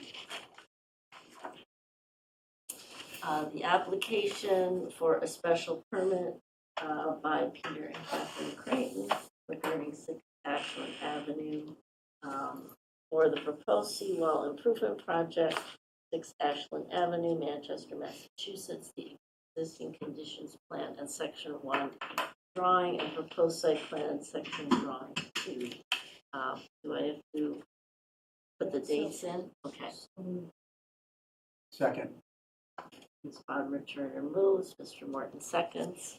We'll take a roll call vote. Yes? Yes? Yes. Yes. Yes. Yes. Yes. Right, you have your special permit. You all? Do I have to Thank you very sign? much. No, not yet. I have Thank to you, draft Susan. the special permit. Thanks very much. Thank you. Have a good I have night. to draft You it. have to draft, oh, I right, have the to draft conditions, a right, right. special permit, and Right. then we'll, Okay, probably a couple weeks. Okay. Okay, thank you. By the way, Too thank you extensive, but for all the a short explanation. discussion. Yes. Point. yeah, it was That really was helpful. perfect. Yeah. Appreciate it. You do that. And as soon as it's done, we'll Oh, file thank it with you. the town clerk. Yep. And then there's an appeal Okay. period, 30 days. Right. And then it can get recorded. Right. Good. You can all Great. watch it happening in the, That's right. all right? Thanks again. All Thanks, set? Peter. Thank you. Bye-bye. It was a lot easier than the cell phone. Don't you want to hear about driveway entrances, anybody? Okay, thank you, Sue. Now we're gonna talk about, Mark is gonna, lead us through, just to refresh your memory, at our, retreat, he said, in the short run, we're gonna try to tackle this driveway entrance problem, and we're gonna talk about senior housing, and we're gonna talk about, downtown. So it's premature to do downtown until we meet with Kathy. We're trying to set a time. And we'll put senior housing next time. Okay, or- I'll get out a memo to everybody. Yeah, so Mark was going to sort of, we thought we'd do a model of what are the issues, and then Mark can go and write the regulations as a draft, and then come back to us, rather than us trying to haggle our way through every line of the regulations. Drafting. Yeah. So I did a little outline. Does everyone have it with them? Or? No. Okay. It was on the, Yeah, it was on, in I can the, bring it up on the but if you screen, didn't too. have it, no. This thing? Was it on SharePoint, just so I? Yes. Yes. it was. No, I'm fine. Yeah, no, that's where we're still, I sent directly. Anytime, tomorrow. I'm not going And then if you want, I have the regulations and the bylaws here. Yeah. Want to copy of that? Sure, you have extra?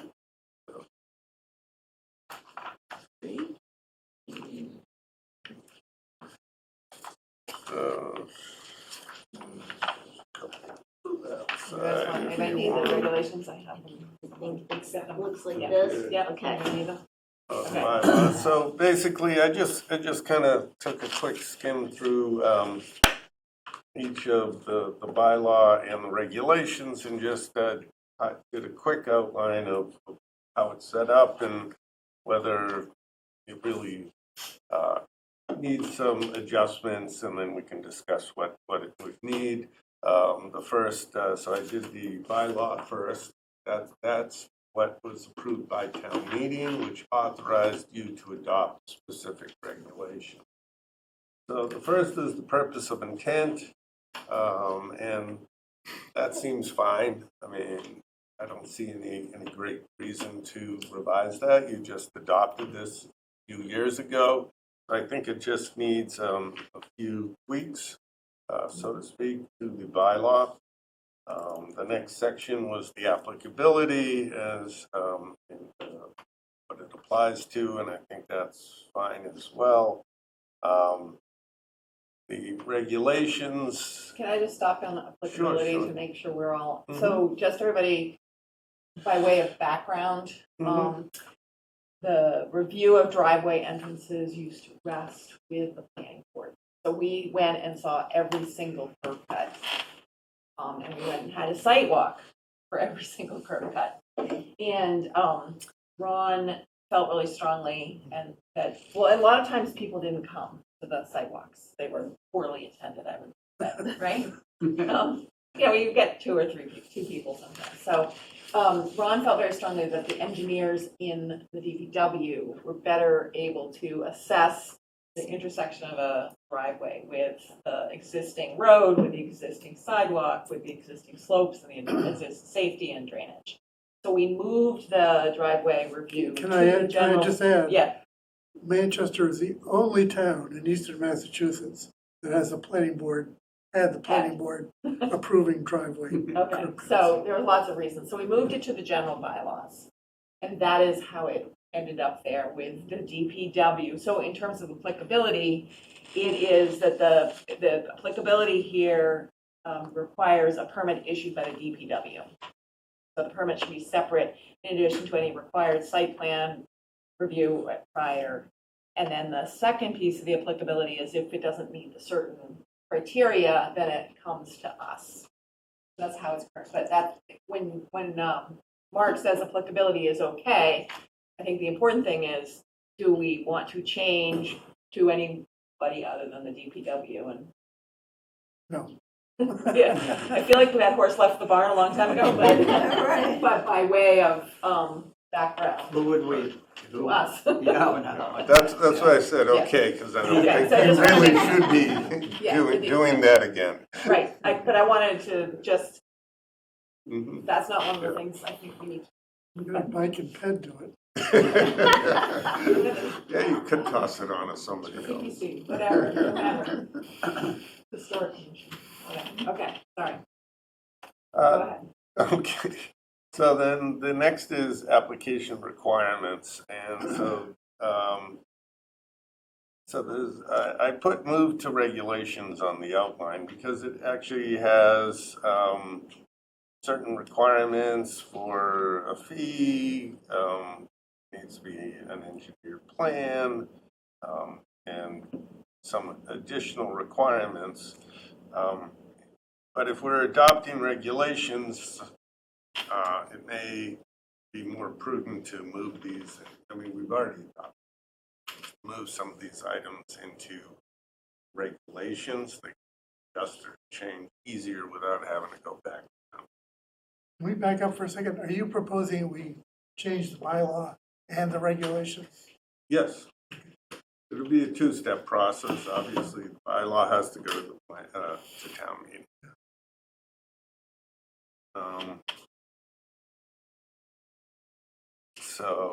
Because so some of these in the regulations section. Oh, that's why I mixed up on.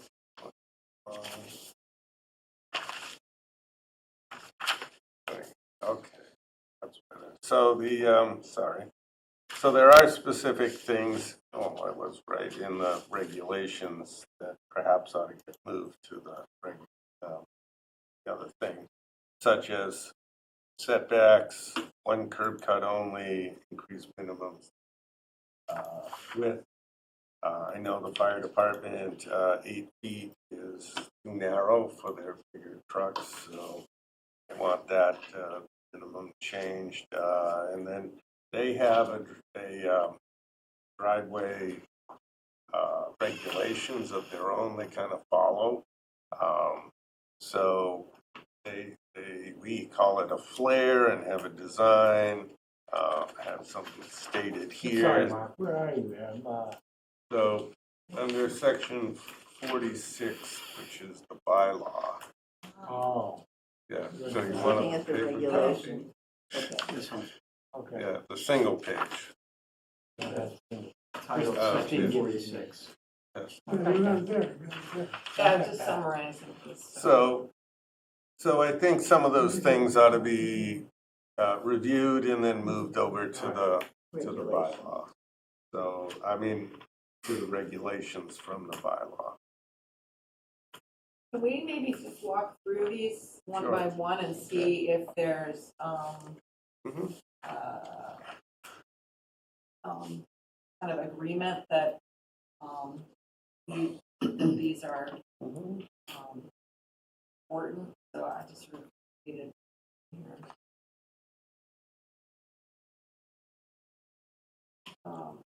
So is the regulations shall be low, so I kind of broke them down, it's adding character terms, numbers. Located 20 feet from the nearest street section. So you're proposing that that be a regulation rather than a mandate in the bylaw? Problem. Yeah. Okay, with 10 feet from the nearest driveway entrance for fire hydrant.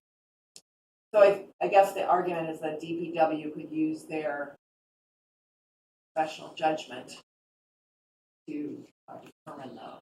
Yeah, based on, there may be a unique characteristic of a bylaw, of a particular site that may need to be, different than what's here. And if it's a bylaw, they can't authorize a practical field adjustment as opposed to if it's a regulation and we add some language that allows them to do that, something like that. So that we would basically move all these two regulations. Mhm. It seems to me that that I would agree with that on 20 feet from the nearest street intersection, 10 feet from the nearest driveway, and 5 feet from side lot lines, trees, utility poles, or street lights. Those seem to me that those could be in regulations, except with some sort of provision for specific site.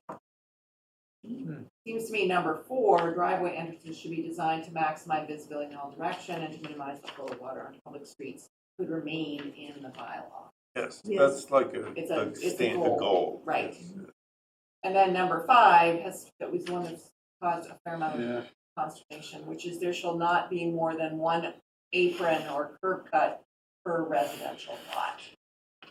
And that, I know we talked about that extensively, how did it come to be, right?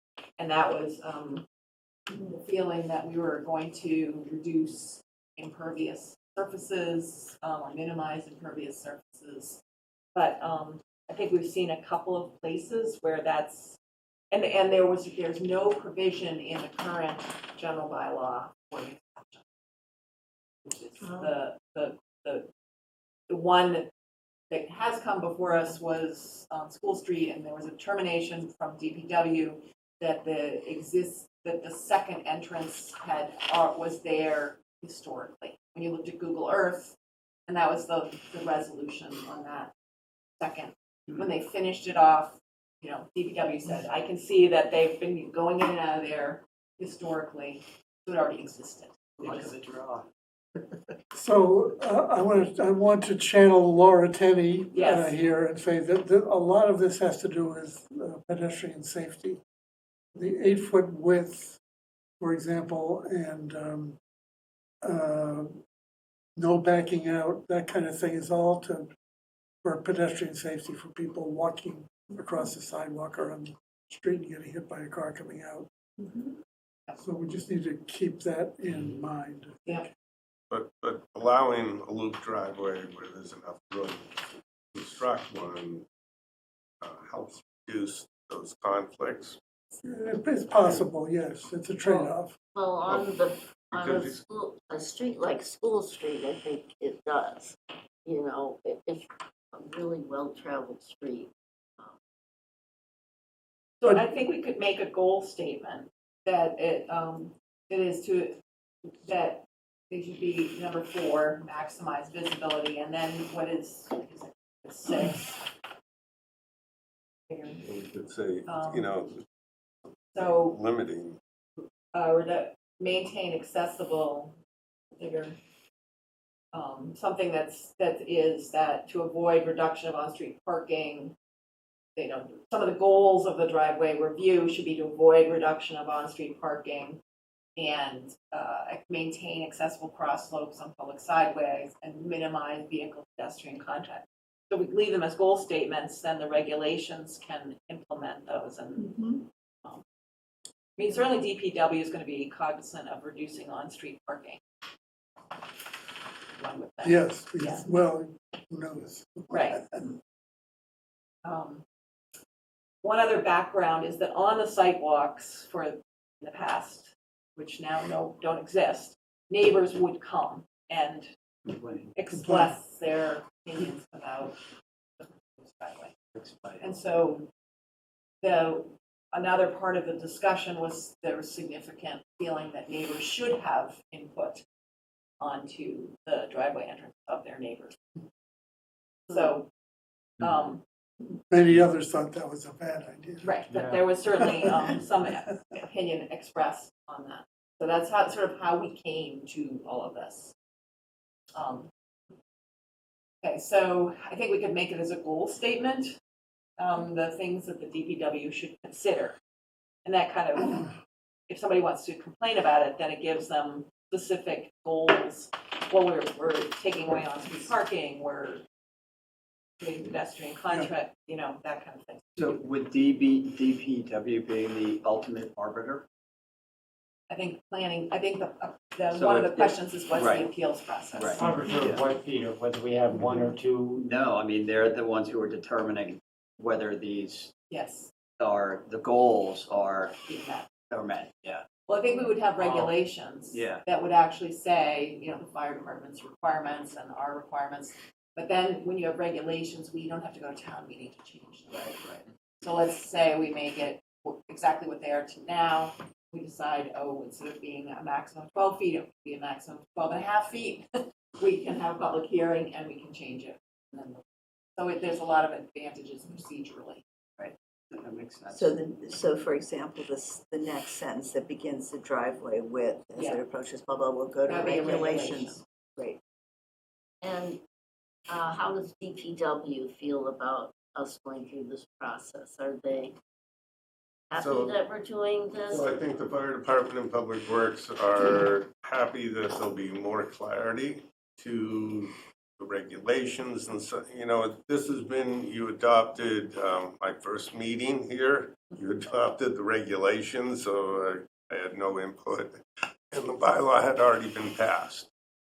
So now it's been a year and a half, this has been in place. They've identified some procedural things that ought to get adjusted, some construction or design elements that ought to get changed. So I think they're both pleased that we're addressing this, and I have a meeting scheduled tomorrow with them to kind of go through this so that I can then draft change. So it seems to me that the next one is about the minimum width and the maximum width. Where those are regulations, and then the last piece there is if a sidewalk or roadway is constructed, it should be done in accordance with ADA and DPW standards. That's a goal. Yep.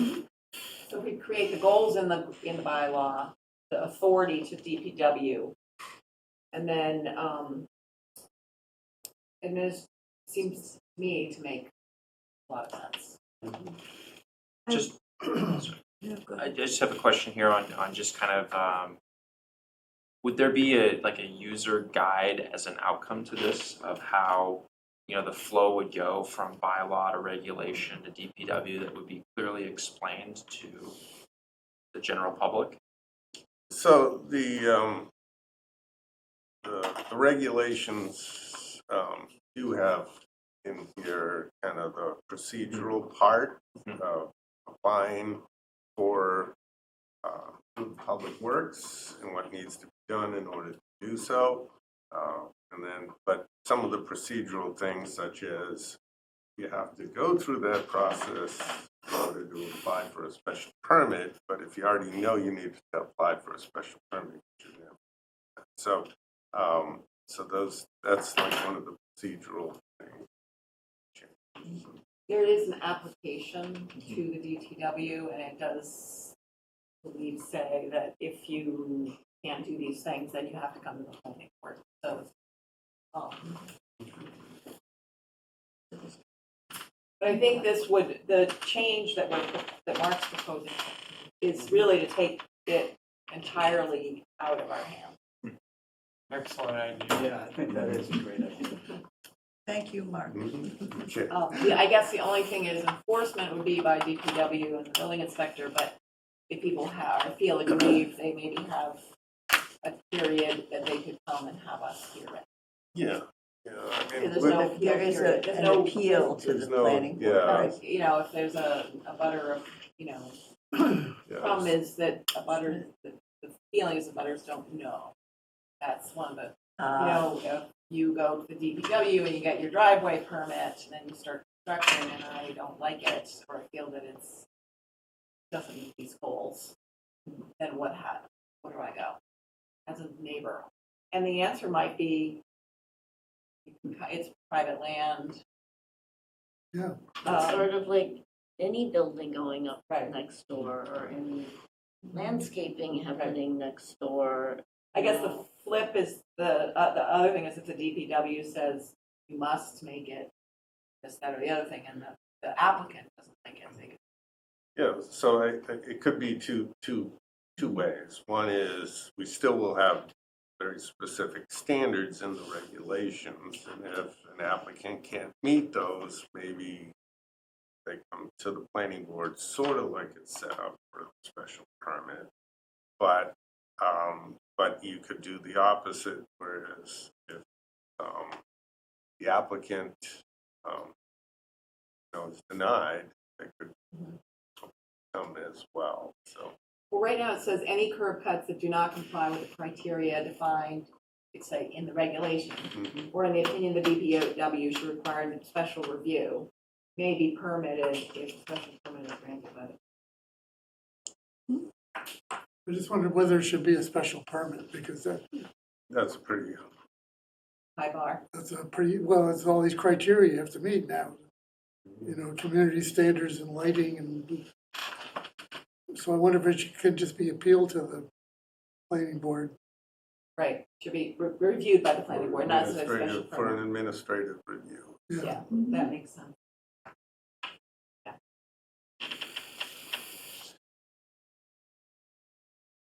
Okay. So the pushback is going to be, because we went through this before, I'm kind of tired of the argument, but the pushback is going to be that when it's regulations, then the town meeting won't have any say over it. And if you don't trust town government, it's going to wreak havoc with the driveway regulations and allow anything to happen, and the public won't have any input. Because we just approve regulations ourselves. So if we take this. But we have to have a public hearing. Sure, There it's is public hearing. input. Yeah, but it's not like town meeting where people vote on it. So that's what might happen when you bring this to town meeting. Some of those naysayers are gonna raise this as a It's problem. a 50% vote, change the general bylaw. Luckily, yes. So I think- that's just a heads up for everybody. I'm not suggesting we do anything, but I personally think we move forward with it, that we've heard enough complaints about its current problems that.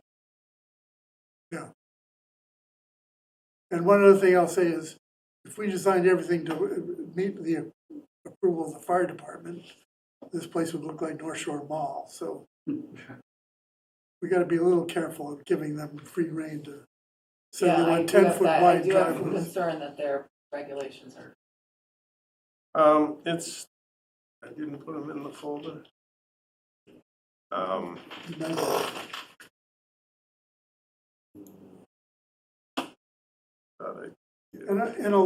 aren't a lot of the fire department rules for driveways, not curb cuts? Yeah, a lot of it's for the driveway, not just the curb cut, but they have a few things, like the radius at the street Yeah. and the width would apply as well. So the width is wider,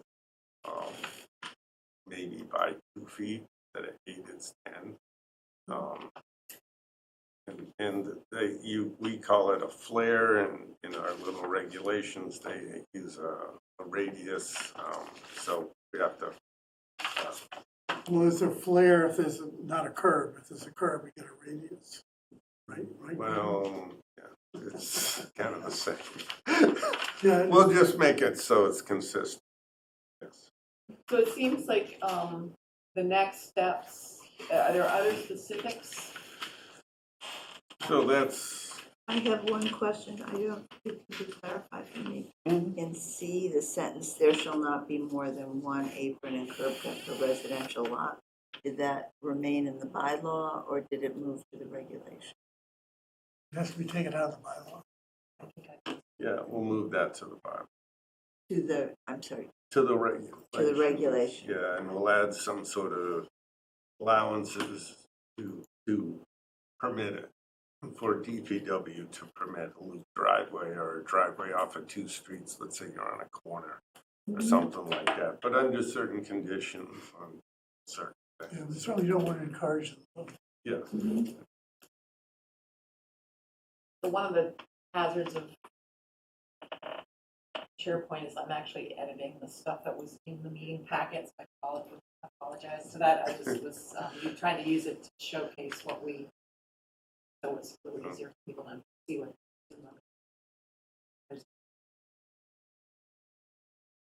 Okay, so I also think if we propose something, when we have a hearing, well, actually, we present this to the select board, and we probably want to have it part of a regular hearing.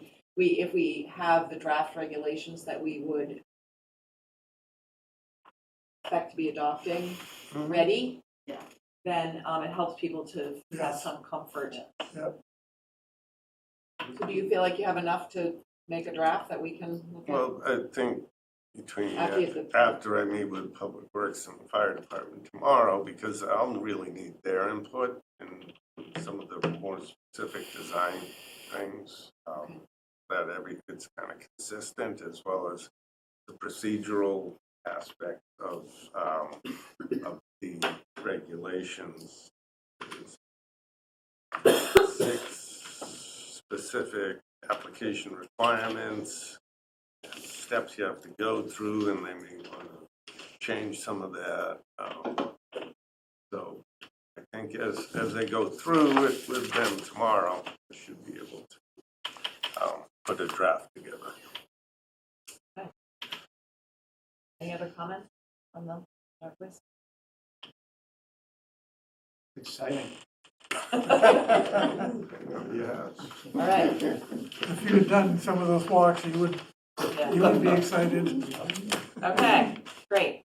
The next item on our agenda is, at our last meeting, we talked a little bit about how liaisons to other boards, and I passed out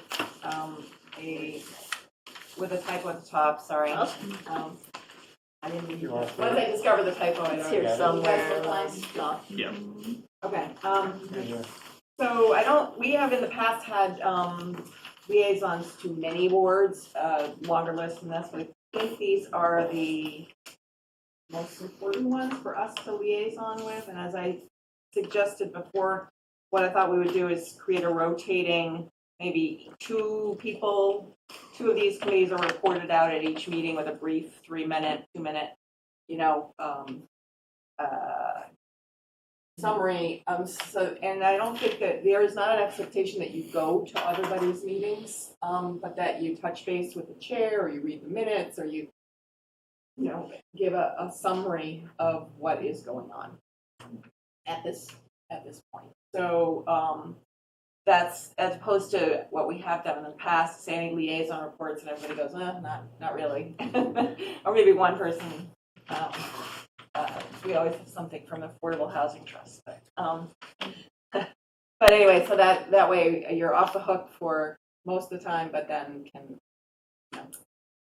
So this the other actually two things is the DPW, which is actually the Facilities Committee, kind of overlaps with the Facilities Committee perhaps, but maybe not. DPW. So that's supposed to happen sometime Yeah. this month. I Yeah. talked to Nate Chuck. Yeah. And he said they're going to get a meeting together this month. Okay. So I wrote down who's currently working on some of these, and what don't people, or anybody have a particular other interest in any of these in particular that people want to take on? I would be happy to work on the open space and recreation, because I was part of a long ago effort to find more fields. One of the many iterations. And I wouldn't mind either the historic or conservation, whichever. Okay, great. Yeah. And I just, Gordon, when we were talking about the facilities committee, you suggested that I join you. Is that still going to be the case? Oh, good. Okay. All right. Yeah, that's fine. No, I was curious. Yeah. However, it's worthwhile. I know. What's going on. Yeah. I think that's a pretty big yes. Yeah. planning. Come on now. Keep me in the loop. Sarah, is there a reason Well, when I that know, I'll Parks let and you know. Rec isn't on this? It's supposed to be sometime No.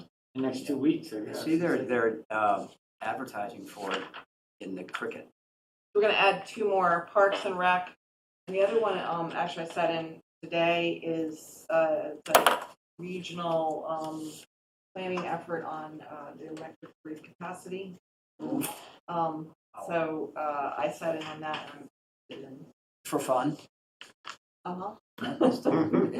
Seriously, I bet that's. Would Parks and Rec really It's kind of open be space. open space and recreation? I mean, They're all No, on one, Yeah, yeah. it is really the same. But they're two separate committees. I They're believe. two Yeah. there are Two two separate separate committees. things, Okay. yeah, they're not. They the should same. probably be combined. Yeah, but that's Yeah, the well, same. there you go. Well, the Parks and Rec oversees the Parks Parks and Rec. Department, and Open Space and Recreation is Open Space and Recreation Plan Committee, so when it's time to redo the plan, I think. But It they seemed spend a rare. lot more, Mhm. they spend more time really on open space.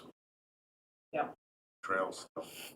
well, I'm willing to do anything. I did zoning board of appeals, and I'm not sure That we really, that we really need someone there. But that's, whatever we think we need someone for. I'm why don't we happy to do. hold on that one?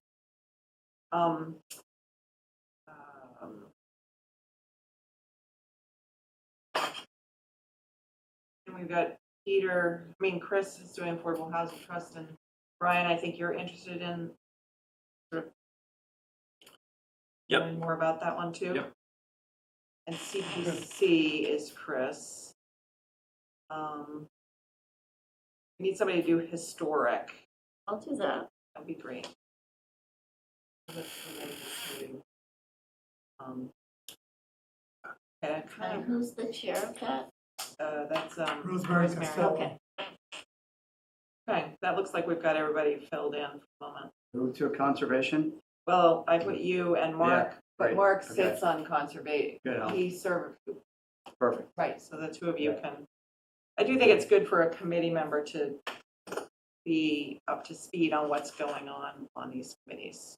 So, that looks like a pretty good distribution, and I'm gonna just put ZBA for Sue, just kind of keeping an eye on what's going on. Okay. Read their minutes and, Okay, we'll do that.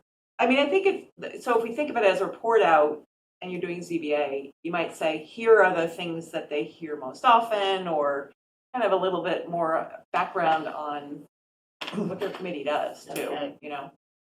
So, this can be a living list, we'll put it on the. So I have a very oblique suggestion, Yes, as I am prone to doing. why does it have to be oblique? Because, Direct. yeah, everybody knows Essex is building a new school or designing a new school.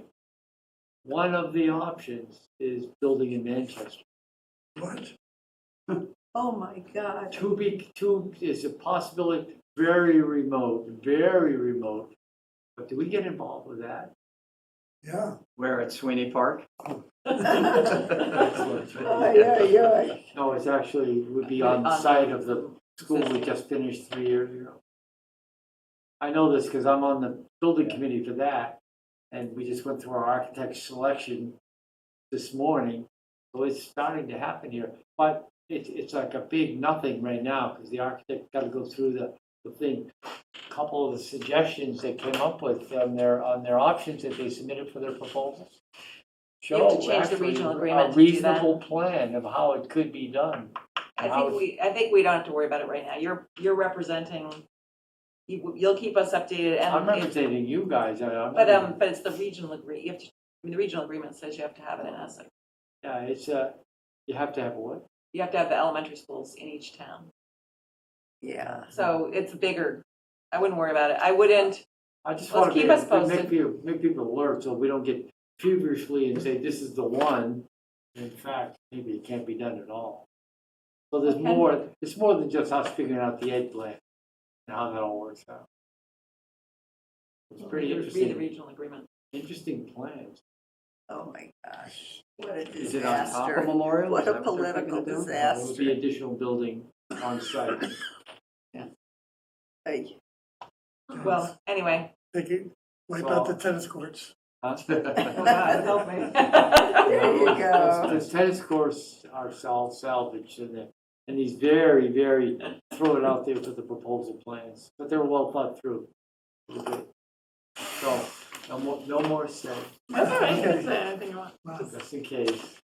I think at this point the tennis courts thing is in distant You're memory. It never just gonna won't- let those tennis courts go. Anyway. Okay, so that's liaisons, thank you. I will give a quick update on the Harbor Management Committee, just so, without having thought about it too much. So the Harbor Management Plan, as I've said before, it's a discrete task. As opposed to, but then there's the Harbor Advisory Committee, which is an ongoing committee. So I see Harbor as Harbor Advisory plus the task Harbor Management Plan. Harbor Management Plan is being done by Urban Harbors Institute, which is a outfit out of UMass Boston. We have a grant to have them develop a plan. We had a public input session a while ago, last fall. We got a bunch of input, did a bunch of interviews. Yeah, this process is very similar across these planning processes. And the consultants have broken down the input that they've gotten from a whole bunch of processes to 4 goals, which are something about protecting around climate and flooding. It's kind of a intersection with hazardous mitigation and climate vulnerability action plan. And one of the questions we have is like, why do we need to say this again? Like, why can't we just refer to those other plans? But anyway, safety, water quality, natural resources, and our committee has added the marine economy. Yeah. As a 5th one. Yeah, that's I think right now I would say that's sort of the structure that has been proposed with issues and recommendations. We're at the stage of trying to call out some of the minor recommendations that somebody could do, could do tomorrow, like install a fish cutting station, which could be done, like somebody could just go do one, sort of easy. Compared to, the large question of is our harbor at capacity? That's the big question. Well, who could install a fish cutting station? Well, at one of the public docks. Oh, okay, all right. Yeah. You can. Not like you. I'm sorry, did you say you're determining whether the harbor's at Well, that's one of the capacity, or- things that we want to determine, and it's a little, and that capacity is around numbers of boats, peak use, emergency preparedness, staffing, traffic, those kinds of things, and it's a question that doesn't have a good answer. So our committee has been wrestling with these obvious goals of water quality, climate, safety. You don't want to say have an unsafe harbor, obviously. It's like, and the harbor is it's like the coastal area, and we keep talking about the inner what we think of as the harbor. So I think we are struggling to create a different level of goal that is more sort of aspirational and then can inform things. And this is like the harbor is a treasure and must be protected. It is a defining feature. The coastal waterways in the harbor is a defining feature of Manchester and must be treated as a treasure. Something like that. That's a little bit more. And then because that gets into public access, into views, into capacity, into water quality, into safety, and those kinds of things, which flow from that. So we're struggling because the plan is very, like all these other plans, very obvious goals with some obvious recommendations, and we're struggling to reconcile that. The other thing that we've kind of arrived at are two big things. One is this question of how do we determine capacity, because it's in terms of the harbor itself, because it is finite. And the other thing that we've sort of think, what? It's fluid. It's finite and it's fluid. Yeah. And it's About the liquid. No. But it's like parking. It's peak. You have the peak summer day where you have everybody's coming and going. Right. We have a number of historic changes in how the harbor is used. So historically, if you went to the Rotunda exhibit, the harbor was populated with sailing boats, and now it's day boats with large engines, as opposed to boats that go out and leave their mooring and maybe go out for a week and then come back. You have boats that come and go all day long. So it's the other thing is it's a very different level of. We have more people using it. We have more hand boats, like the kayaks and the paddle boards and those kinds of things. And the barrier to entry in terms of knowledge is actually lower than it historically was, which is also mean it's a more access. So that's a good thing about it. The other thing that we've kind of arrived at in terms of the harbor itself is that we have a lot of public access to the harbor. You could argue never enough or whatever, but compared to other places, we have a number of places to launch hand boats. We have the docks. We have kayak racks, boat launching facilities. And then the last thing that's particularly relevant to the planning board is the possibility of a sort of a harbor overlay district. And what would that do? Two things. A harbor overlay district might create a harbor enterprise zone so that to try to encourage continued marine uses where the boatyards are, as opposed to boatyards across the country are being converted to marinas with condos, which is something that we might want or might affordable not. housing. Affordable housing, other things. So houseboats. Houseboats. Yeah.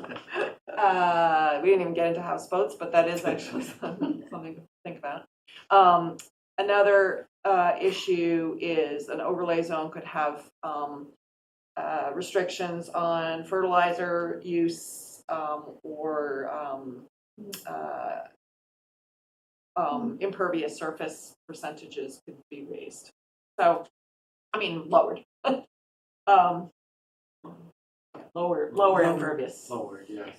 So those are among the things that are being relevant to us. So Wow. we're really wrestling with how to make it actionable, prioritized, and What's the general sense are? Do you feel that, does your group feel that the harbor is maxed out already? I think there's a lot of evidence that we're approaching capacity. Boats bump into each other. When on a peak day, the traffic is And quite now we're heavy. expanding the dock too. Yeah. So there's it's really a lot of change of use in the last 20 years in terms of the types of boats, and visiting boats have from other harbors are coming.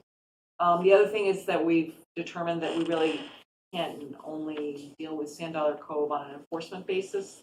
Can't prohibit people from coming or reduce the number of people who come on a hot summer day. So, but Sand Dollar Cove means that it's almost impossible to hold small boat racing on that hottest summer day inside of Misery. So there's a lot of changes that you kind of just have to, accept or understand. But it's an evidence that, hand boats, small boats on the peak summer day can be challenging safety. So Can I? Big questions. Yeah. Those questions. Curious. That just made me think about when Brian was in here for quite a few consecutive meetings, and he was talking about one thing was the benefit of adding public dock space to the revenue for the town. Do we ever get updates as to a pacing of what that revenue is looking like this year compared to last year, just to back up the case that he made as to why we should support it? I mean, the Harbor Committee has only heard the same kind of thing. I know the FinCom is looking at that. Oh, good. So someone is FinCom okay. is wondering about that, and so. And then some other things too. Like when the Tux Point Rotunda, and maybe I should have known this. I probably should have known this, but that the grant that was presented to us when we were approving that fell through. Then suddenly it's at town hall, and we're voting whether to appropriate that money. Was that something that we were made aware of when the grant fell through? Not that it would make any difference, but I'm just talking about communication. It would just be nice to know that. Yeah, I think it was in I think we should all be reading the town administrator. Yeah, and I try and do that, but I don't remember seeing that. Yeah. Well, first of all, it's my opinion that it shouldn't matter for our special permit where the money's coming from. That's sort of a. Oh, I know. I know, but it's just a big case for support was that it was going to be funded by external funds. Right. And then the other thing is the status of the Central Street culvert, and whether that, I know there was some internal discussions going on about that. I think. So they have refiled with the Conservation Commission. So their original permits had expired. Right. So they needed to, and they have refiled. And I remember last meeting was approved or continued one more meeting. So. Is that something that we need to? I don't think we have to do anything as a board, but I just asked Nate about it, and I think it still has some hoops to go through. And I think my general line of questioning here is that, is it our personal responsibility to follow up on this, find out the status of is there kind of like the enforcement question, right? I mean, a lot of things come before us, and then I lose track of them. Right. I just wonder how you would be able to stay Well, abreast. I'm hoping that the liaisons will do that to some extent, and as we have issues that we think we should be paying attention to, Mark follow up on them. Track them. Maybe we should have the town administrator come from time to time to sort of give us an update or. Right. But you're right. And I think think Mary made this point actually, I agree with her that, for the planning board, so much of our work is zoning and division of land, but we can take a larger, a look at some of the planning questions about where things should go and but the coordinate, so much going on, right? Yeah. Just think about what the two things Nate proposed there, that's like just a drop in the bucket, plus Central Street Jam and the Rotunda, just keeping abreast of all of those and then the facilities plan. I think it would be good for us to see the facilities plan at some point. Maybe next time Nate's coming here for something else, we can. And also this cell signaling update, where are they? Yeah, so that was another question I had for you. I asked you if you could, if you knew where they were on their project and if if all the conditions of their special permit have been met yet. Right. Can you follow up on that by next meeting? For which projects, Sarah, are you talking about? Cell signaling. So they were gonna, I would love to be involved in it just to see what's going on. Yeah. Yeah, we're, it'd be good to go up and do a site walk to make sure that things are stabilized, that do they have the construction website?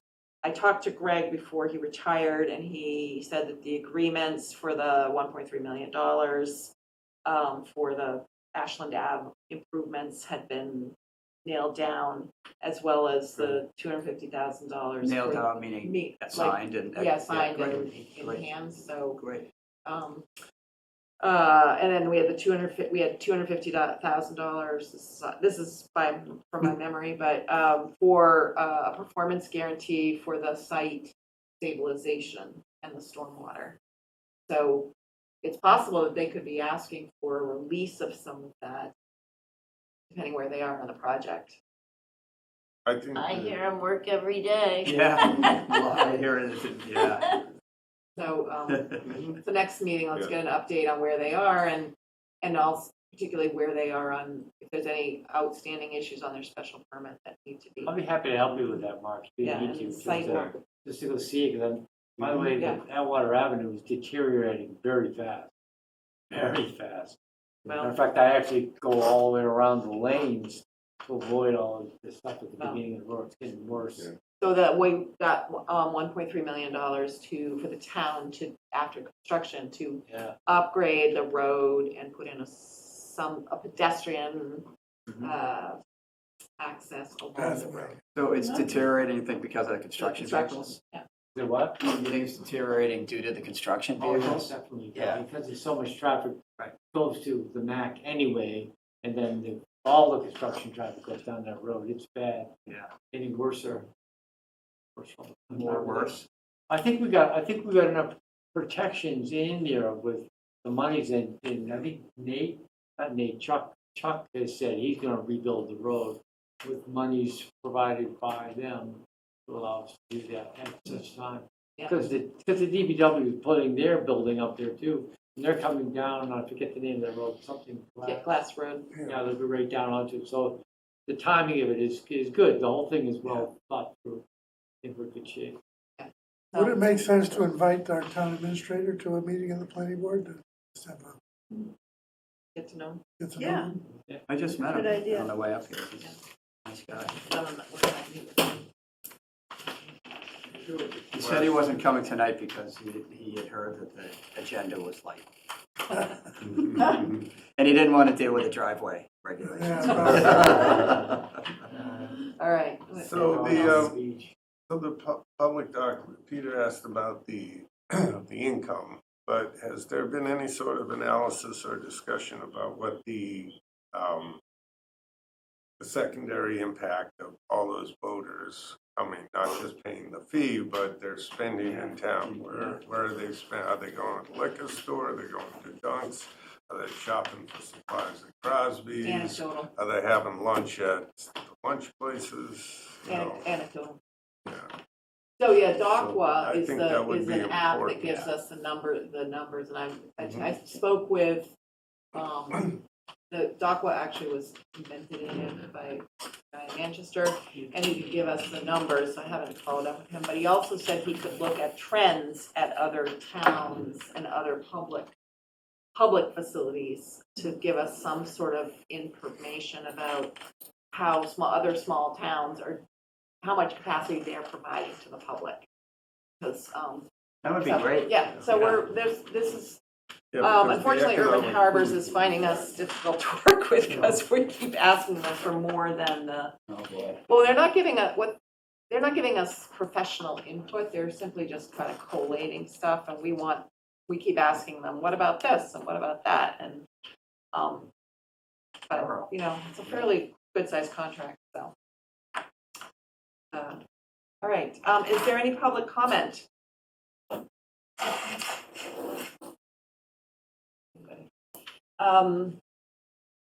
Great. Do we have any minutes? No. No, okay, so we're gonna get those. Any other business? Correspondence, there was one from Lorraine, Iavoni, and, I will send it to, it looks like it didn't go to Sandy and, right, so I'll send it to you guys. We're still in. So, I think went to everybody else. I got it. Okay, great, thank you, everybody, take a motion to adjourn, So moved. second, Second. all in favor? Aye. Okay. No. I